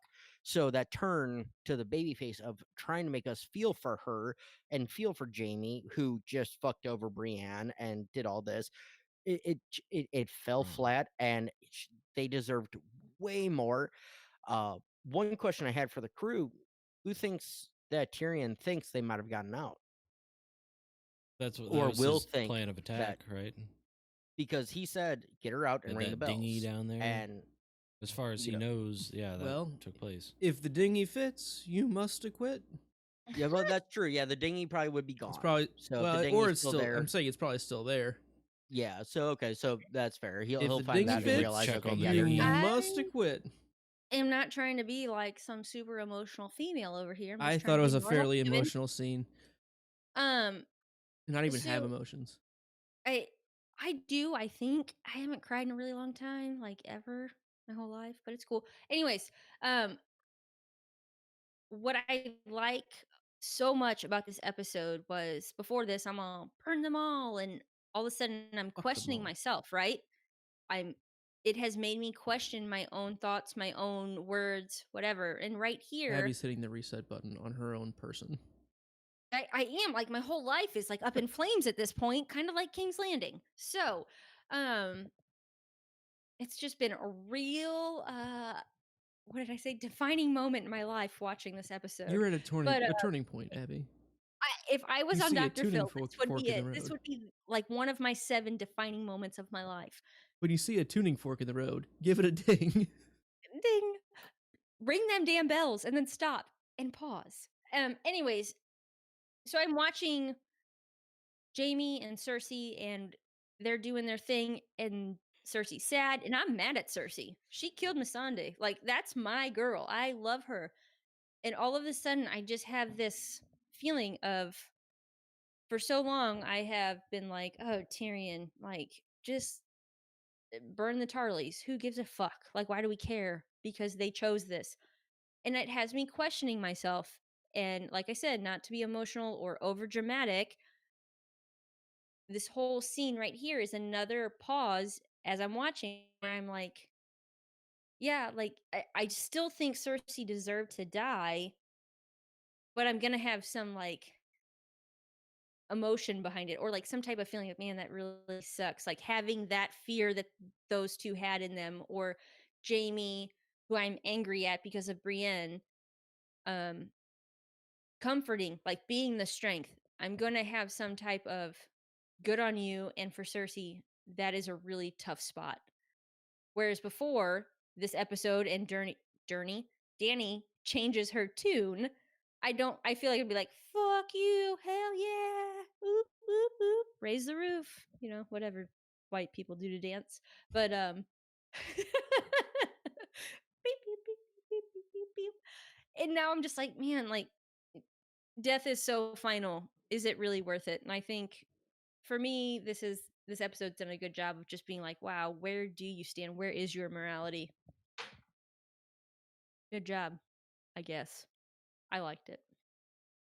Yeah, I like what they were going for. I know it worked for a lot of people. I think they did a good job. Lena Headey did a good job. I think, and nothing against Nikolai Coster-Waldau at all. It's more of the, like we've talked about, the character assassination that Jamie's gone through to even fucking get into this position where it's like, well, that side's lacking. I don't really care because he was just such a piece of shit at this point. Like Yeah. it's kind of frustrating. Like this would be a very, very good emotionally driven scene, but it's really undercut. Like it doesn't. I don't get sucked into it because I'm like, well, Jamie's only here because he's a fucking moron. Like what the hell? Like that just frustrates me with how dynamic and interesting of a character he's been through everything, and then in the last episode, like it's just all, let's bring out the pencil and eraser, let's scratch that off, and let's just take this quote unquote arc and just, oh, it's going, nope, straight down, and just straight back to square one. I don't know, like it seems cheap, it seems not as good as it should have been. Yeah. And he's such a piece of shit. He regrew his goddamn hand. Yeah, right. I don't think you have a picture of it. I did. I just learned about it literally before I sat down See, here. in this part of the hug, I don't know if you can see it on screen. I'll try to minimize the chat real quick. There. It is the fake hand. That is the fake hand. But there is a part of this where this hug right here that you can see it looks like his real hand. Yeah, Like it's flesh colored. It's a Let's put it fleshy that way. hand. Hmm. Cannot confirm, but this right I here was- definitely looks like the golden hand at least. So Nikolai. So I was And me. wondering if he's ever like in costume, right? But he's not shooting at that exact moment. He like grabs for his phone with like the fake hand he has on, and he's like, "Fuck this! This is so difficult." And they're like, "No, keep it on. You need to use that in the show for how difficult having this is." And he's like, "Fuck." I don't know why that thought came through my head, but as I was watching this, I was like, I wonder if that just really sucks to have that like prosthetic over your hand Right. when just you to know act you with. Or if you're yeah, and like dropping a deuce the and trying to wipe the with it. reality of somebody who has lost a hand, like what they go through every day without having the ability to take it off. So, I don't know. Yeah, I think it'd have been pretty funny if they swapped his hand for a coffee cup. If we're gonna Right. be really honest about it, that would have been pretty fitting That would have been Pretty awesome fun. and convenient. and convenient. So while this little Hugatron is going on, we have some more destruction, chaos, and all that fun stuff going That on map is outside. definitely Um, obliterated. Arya's kind of running through the streets, saving some people, trying to at least kind of rallying the civilians to get the fuck out of Dodge. My question is like, how deep is this dragon's flame reservoir? Like, he's been going for a while. Like, what is the fuel Yeah. behind That's- this? I just have some It's questions. methane. Like it's all the food. Like I'm coming with this idea now. Instead of like butane or propane, he's using the methane. Instead of farting, it comes Okay. out that way. He's got a and lot of gas. You gotta get a lot of fuel, a lot of goats in him. Does Danny go street by street? Is that what we're supposed to like? She's kind of a zigzag. Like But at some point, it really did feel like she was going, because I don't know what scene exactly, but she like turns like up, but it looks like a street because you see buildings on Oh, each side yeah. as it curves up, Mm-hmm. Yeah. and she's making her way street by Very street. deliberate. Like every street will be burned. Mm-hmm. What the fuck? Right. My other big comment here is, and let this be enough proof for Mr. Narrow Sea himself that dragons can fly for a long fucking time. This is a lot of flight time, right? I mean, this is plenty to cross a Yeah. very, very, very, very narrow sea. I mean, come on. It's literally called the Narrow Sea. Dragons can fly across that. Get over You it, can man. get across Great Lake with this amount, at least. Yeah, Lake Let's give it Huron. that. Yeah, Huron, or I'd give it Michigan. That was Around a the skinny part. Huron joke. Lake I get it. Huron. I get it.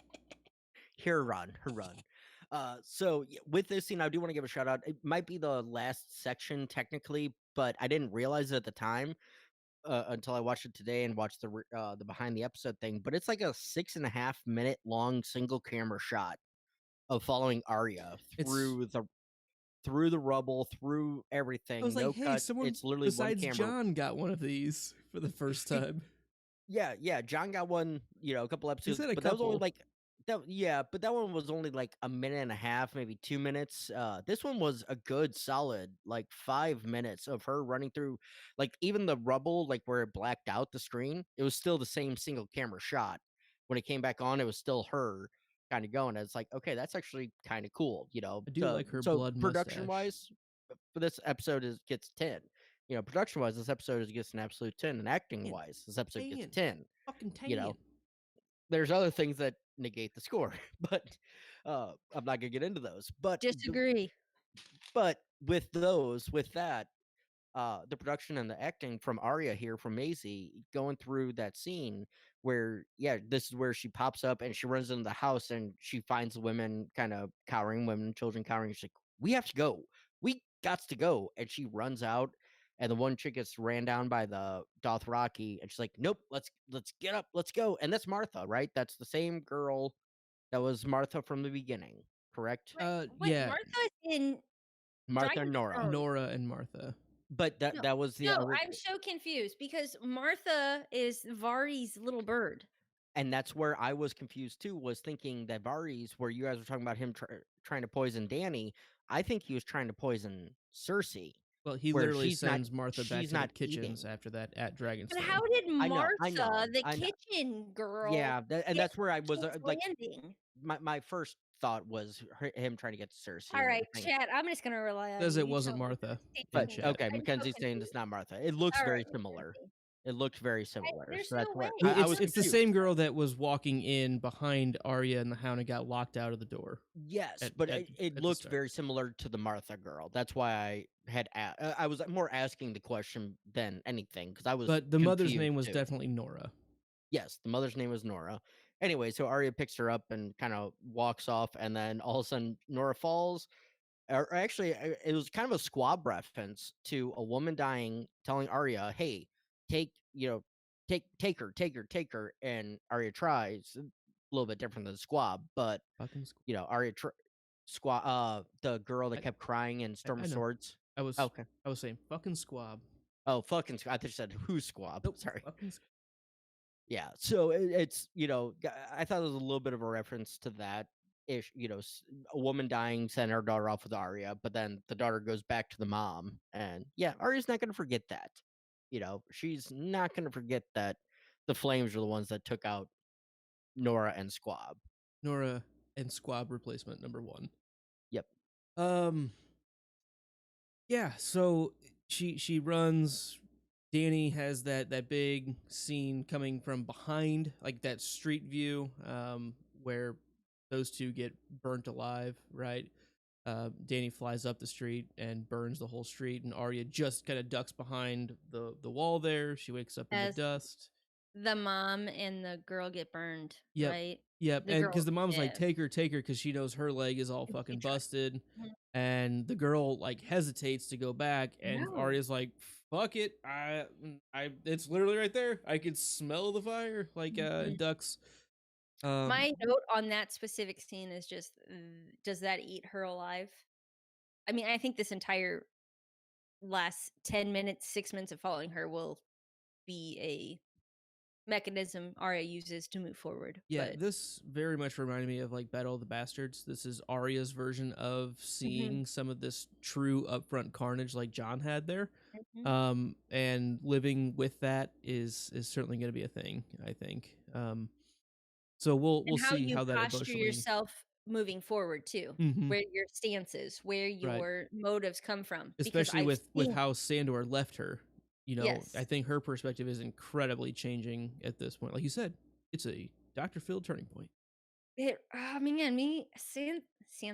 Oh my God, Arya, Sansa, all of us. It's me. Like tonight, it's just my whole world has been flipped upside down. So, speaking of worlds flipping upside down, every episode we have a final scene. Unless any final thoughts on the last scene? Good. Cheers. Final scene. Benj, what the fuck happened?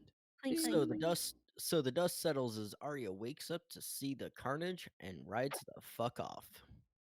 Oh, man. Glennie. Yeah, so pretty majestic. This random horse, as you know, Arya's just kind of looking at war-torn King's Landing, and then she sees this random horse, pretty majestic looking, you know, kind of random, but let's see where this goes. And the only thing I gotta say after that, when life gives you a horse, get the fuck out of Dodge. When life hands you horses, you fucking take it and go. Yeah, it's pretty. It's a pretty scene. I think there's some symbolism of riding out in, you know, from this dusky fucking. Yeah, they were trying to pinpoint landscape. where the horse might have came from. Like earlier, the Golden Company, there was a white horse that kind of fell down or Wasn't something. that Harry Strickland's horse, I guess. Yeah. There was also but it had Dothraki. It had a saddle, so Dothraki came. Yeah, I'm saying the Dothraki. That wasn't it because there was a saddle on it. Yeah, clearly the saddle. There's plenty of time to take that off, if you will. Anyways, the Dothraki came riding. Yeah, where did the on a saddle couple go? of white horses, so who knows? Well, like, yeah, it didn't have a saddle. Then she's riding away, and it looked like she had a fucking saddle on. I thought she was bareback the whole time. Yeah, she was. Wait, Yeah, what? Ask Gendry. That's bad. It's just some Dixie Stampede stuff that I'm going with, and you guys are going like triple XL, but it's cool. Triple XL. Yeah. So my note on this one though was and shout out to Phil the Issues guy because he did correct me on my misnomer. Originally I thought a girl in gray on a white horse, but it's a girl in gray on a dying horse, which still this horse could be. Oh, I think this certainly fits. That horse is fucked up. The prophecy was a girl in gray on a dying horse. I had thought of it when I first saw it as a girl in gray on a white horse, but it still works either way because this horse is obviously not doing too well. That's what I'm saying. I just saw your note here and I was like, yeah, no, I think it absolutely fits. Yeah, for Alice Karstark is what it ended up being, and the false prophecy from Melisandre at the wall, thinking it was Arya. Yep, exactly. And so it was a tie-in to that. I thought that was Abby. It's all book stuff. You're probably not there yet. I'm not. I'm so confused. You're fine. Okay. You're doing great, Abby. Yeah, I'm just worried about fine. the horse and the blood on the horse, and is the actual horse okay? Because that's also, what I care about. Yeah, as it's pointed out as well from Maria in the chat here, and I heard this again also. Death on a pale horse. Pale mare action. And on the pale mare. Riding the pale mare. You know. So it's doubly fitting for symbology, as Luke was mentioning. Symbology. Double your pleasure, double your fun. You know, so but I like both tie-ins of it. Yeah, Death riding off on a pale horse, and also a girl in gray leaving or riding a dying horse kind of thing. All right. So episode title accuracy: The Bells. Glenn, good title. Okay. There's bells in the episode. That's about it. Abby. Well, I was gonna say about the final scene that you didn't really actually ask me about. Was, you were talking the whole time, so I apologize. Yeah, well, sorry, I'm drunk, so F you. But get that girl to a TBI clinic immediately. The episode title, I liked it. Bench is has been changed. I thought the Bells was fine for a title. They obviously talk about the Bells quite a bit. Kind of reminds me of the Battle of the Bells with Robert Baratheon. That doesn't really play much into how the battle happens here, but I think they might be hinting at that a little bit because that's a pretty big thing that's talked about in the books. The only battle that Robert lost. I So, think it's very poetic also. yeah. The bells ring and we choose a different path. Like, Yep. I mean, hey, they could have called it White Flag, right? And like a bloody white flag kind of thing. weapons on the ground, surrender, anything. Yep. The bells was poetic. Description accuracy. Daenerys and Cersei weigh their options after their confrontation at the city gates. I mean, Sure. sure. Cersei just kind of just lives through, well, doesn't live through the consternation that Dany went through, right? Their armies await instructions as they sit on the edge of the battle. Yeah, that happened at the beginning of the episode. So, least favorite thing, Glenny Dog. The storylines that went absolutely nowhere, i.e., the Golden Company. Yep. Any other ones that really stood out to you? Like, that was a big one. Iron Fleet not really doing much, I think.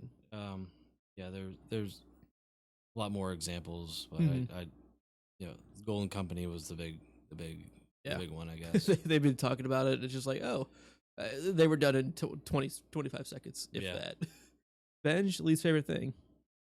So there was a lot. If I have to pick the least, it's the Cersei being taken out by crushing death. That needed way more, and also the assassination of Jamie's character entirely. Abby, least favorite thing. I'm by design we're going to use tonight. Daenerys kind of downfall or Mad Queen take. I'm not angry about it. I really enjoyed this episode. I'm not But mad. it makes me I'm just I'm not disappointed. no, it just makes me sad like that within a human psyche that these things can take place, that it's almost mental illness, not even almost, it is a mental illness, like these terrible thoughts and then actions because of them happen. It makes me very sad that this is where our story has turned. So by design, it's not my least favorite thing, like, oh, this was terrible, this is the worst, you guys are fucking idiots. But that is the worst thing of this episode, her decision making and the fall of somebody who would have truly been great had she had the confidence. My least favorite thing this episode was the Euron surviving and having the little fight with Jamie. It was fine, like the fight itself was fine. I just didn't think it was needed. Jamie's character didn't need it. Euron's character should have just been wiped out to show that the nothing that he is on the ships. And like Abby said, like that 3.5 minutes could have been much better served on making some of the other characters that were kind of botched make some more sense with a little bit more character context. My favorite thing was very near the beginning, and it's actually the Varys execution. I thought they did a very good job at making that emotionally resonant and very memorable. Even with everything else going on in this episode, that's something that's going to stick with me. I thought that was done really, really well. Bench? Yeah, so my favorite thing was the Tyrion and Jamie chat. It hit all the right notes of emotional wise. You could see the fear in Tyrion's eyes, the true just pleading with his older brother. Just do this. Don't be dumb. Don't be the dumb Lannister. Get out. Do what you need to do. Make Cersei do this for once in your life. And just the acting between those two. I'm glad we got another one of these scenes, and I'm glad that Tyrion got the redemption of being able to quote unquote save his brother. As his brother saved him. Lenny, favorite thing? All the carnage. I mean, I didn't really can't say like I would agree with like, oh, let's go and burn the whole city and stuff like that, but it's pretty well done and kind of all the chaos and all the burning and all that shit, and it was pretty cool. It definitely cinematically fucking awesome and gripping. Abby, favorite thing? I think my favorite thing is gonna be Arya being so battle worn. So we have like the grayness and the dust settling over her. We see the ashes, but we also see Is she a like phoenix? Can we talk about that? Is she a phoenix? is she a phoenix? She's I rising from the ashes to from be the a new. ashes. Yes, I think that's symbolic for sure. like she is definitely disheveled in a way that early in the episode we see like Danny disheveled, but this is like no makeup, no No make. just What are those hashtags? Like no makeup, no care. no Like filter. No filter. no filter. Just Boom. woke Yeah. up. This is like, battle scene number 1. But anyways, yeah, so like we Instant. have like blood streaking across her face. It just seems very, very genuine of I mean, I don't know. I don't know somebody who's been through Pompeii, but if you were gonna wake up from Pompeii, maybe what you would look like. I liked the authenticity. We weren't trying to like glamour up or make her look anything other than a survivor, which she was. Mm-hmm. Yeah. And Luke, can I give a quick shout out to a honorable mention of Clegane? Yeah. Yeah. It was well done for like I said, would I liked more? Absolutely. But for what we got, it was actually perfectly done. And you got the emotion in, and it was one that just can't be overlooked because this has been a 7-year build for this one moment. And for everybody bitching about the payoff with the Night's King and all this was the payoff that at least we've been planning on or hoping for a long time. And we got it. And I think it was very uh what's the word I'm looking for? Fuck. Cool. Nobody's gonna help me out here. I appreciate it. I And it was appreciate anyone so. help. What's the word? Like Cool. cathartic. Cool. Cathartic is the word I was looking Cathartic, for. yep. Like very, There's a certain catharsis about. yes, it's what we wanted. It's what needed to happen, and I want to give a shout I out. to wanted that. him and So, Sansa to get married, so it's not what I wanted, but Don't that's give up on cool. your hopes yet, Abby. There's time. I think he he's fine. survived I the think he's fire okay. once. He might survive it again. I think he'll be all Yeah, right. between him and hitting the ground, there's about 7.3 Yeah, seconds, and but that's he's it. also got about 400 Over. pounds underneath him. If he pulled him on top, Like a he's got about mattress. 400 pounds to break the fall. Well, Abby, he went True. 2.7 seconds on a bull named Fu Manchu, so I think he'll be fine. The Lord of Light wants him alive. He's gonna keep him alive. The Lord of Light is living like he is dying. All right, all right. So at thepodcastthat.com, we have a plethora of podcasts. Benj, why don't you tell them about our Stephen King It podcast? Yeah, so the Stephen King It podcast is the podcast that floats down here. It's myself, Luke, and our sister Melissa. We are going on a chapter by chapter read through of Stephen King's It. Hopefully, in the future, we'll be doing some more Stephen King stuff. But we've been working at it for about a year and a half now, if not longer. We're hoping to culminate right around the time where the second movie, It Chapter 2, premieres. We'll be doing our movie recaps by that point.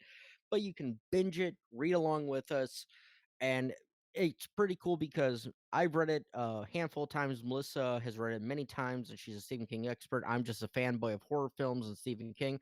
And Luke has never read any of the Stephen King stuff, and so he's our first timer. So it's fun watching his growth, and he picks up way more shit than I ever do, and which is great. Just like Abby did with this show of picking up stuff that me and Luke never pick up on. It's cool to see a first timer go through on a hardcore kind of deep dive. They're like, pay attention. Really And slow. what's that? Really slow.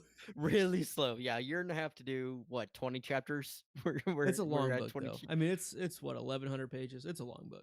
It's a logbook, yes, and we're taking our time with it because we want to make sure we get it right and we do You're well. missing so much. But you can find all that information out at thepodcastthat.com. yeah. That's where you can find all of our shows. Check that out, and there's a lot of cool stuff there. Please have fun doing that and let us know what you think. So, Abby, what is your house name? I am Gertie of House Condescension. Your house words. We don't quit. Your house sigil. It is a field of white with a raven sitting upon a black uppointed chevron. What's your occupation in the realm? I am the mother of drains. What's your personal Twitter? You can find me on Twitter at GoHomeGertie. Final thought? I loved it, guys. Ranking out of 10? 10 out of 10. You give it a 10? Super good. Yeah, 10. I was a big fan. I am Lucan of House Blackmead. House words, ours is the drink. Our sigil is obsidian black chalice on a gold and blue checky background. My occupation is a mead maker. You can find me on Twitter at Luca Ferocious. My final thought is pretty good. I'm going to give it... and maybe I'm a little jaded on how much I disliked last episode. Jaded. I thought episode 4 was kind of garbage throughout. So I'm gonna give this like a solid 9, because last episode sucked. So it's more of a relative thing. I'm just glad that they still got Game of Thrones things in there. Ben, house name. I am Sly of House McLean. House words. It's dangerous to drink alone. House sigil. 3 black triangles on a red balloon. Your occupation in the realm. I'm a kennel master, but also a headsman to my liege lord. Makes sense. What is your personal Twitter? At Sly McLean. Final thought. So final thought is, on the second watch through and actually giving it time, it's not the worst episode ever. I didn't think it was the worst episode ever, but I was not happy the first time through. I was very much, what the fuck, what the fuck, what the fuck. Okay, that's cool, what the fuck. But if I had to give it a rating, I'll give it a 7.75 out of 10. I'm still, there's some story aspects that I'm not a fan of. There's some writing aspects I'm not a fan of. Production wise, 10. Acting, 10. Character development, I'll leave it there. Yeah. Another goal? The goal. There you go. What's the score update? 4-2. 4-2. Blue men group. Woo! You must be ahead of me because I just saw it. Sorry. Oh, spoilers! Spoilers! Woo! All right. Glenny, house name. Of House Dog. House wizards. It's 99% of the shot. House Sigi. D-O-double-G with a jersey. Your occupation in the realm. We're Millers. And your personal Twitter. At Popsicle Stand. Final thought on this episode and a ranking out of 10? This is classic run-of-the-mill episode 5 of Game of Thrones Season 8 that you can ask for. It's just what you signed up for. Just kind of one of those run-of-the-mill episodes. No, I thought it was wasn't perfect by any means, but it was pretty good. Like you said, a lot better than the last episode. Give it an 8 out of 10. Okay. Become a patron to have access to our Slack chat, a bunch of other fun stuff that Abby's going to talk about here in just a minute. Check out at patreon.com/stayimaginary for all of the other ways that you can help support us here at thepodcastthat.com and the podcast that drinks and knows things.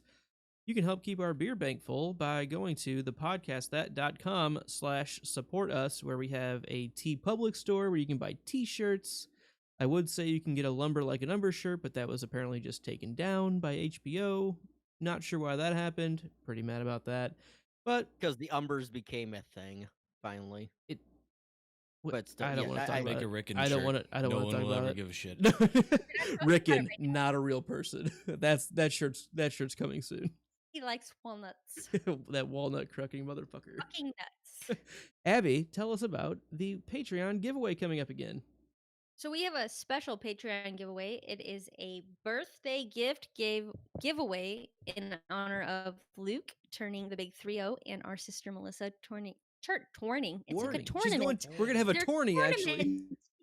We are going to have a tournament, guys. She's turning 40 and we are having a tournament. Only the strong survive. The number 1 winner of our tournament will be given a t-shirt. For how you can enter this, any patron of our Patreon will be entered into our drawing giveaway. We will be selecting the winner on May 22nd at noon Central Standard Time. The one true time zone. Exactly. So if you would like to be entered into our giveaway, just go to patreon.com patreon.com/stayimaginary, and you sign up, become our patron, and we will enter you into the drawing. The shirt, I believe, the shirt that was promised is Uh, still to be selected, Still to be right? selected. Still to be Still. selected. I mean, if you win, maybe you get a choice. Who Yeah, knows? I mean, we become a patron earlier, and we might even have a poll up on there to get votes. How about that? Boom So we'll shakalaka. do that, Somebody called it and that's taco. literally joining at any level: $1, $5, 7, 30, whatever you want. Become a patron, and you are automatically entered for a free T-shirt. Woo. All right, follow us on Twitter and Instagram at No and Drink to get all of the updates, like these Patreon giveaways. Send us a digital raven at noanddrink@gmail.com. Subscribe, like, rate, and leave comments on iTunes or here on YouTube. Thank you all in the chat for joining us. As always, you are incredible. This is so much more fun because you guys are hanging out with us. I could name like 80 people that were here, and I would still miss people. So thank you all for being here. Make sure you hit that notification bell so you get the update of when we're going live next time, which should be, we'll see if we have something before next Monday as predictions. I don't know yet. We'll see. We don't like to promise things around here. We're usually wrong. So do those things, and until next time. As always, I still don't know, so I just drink. As always, don't turn your back on the Wolfpack. As always, winter came and I did too. And as always, stay imaginary.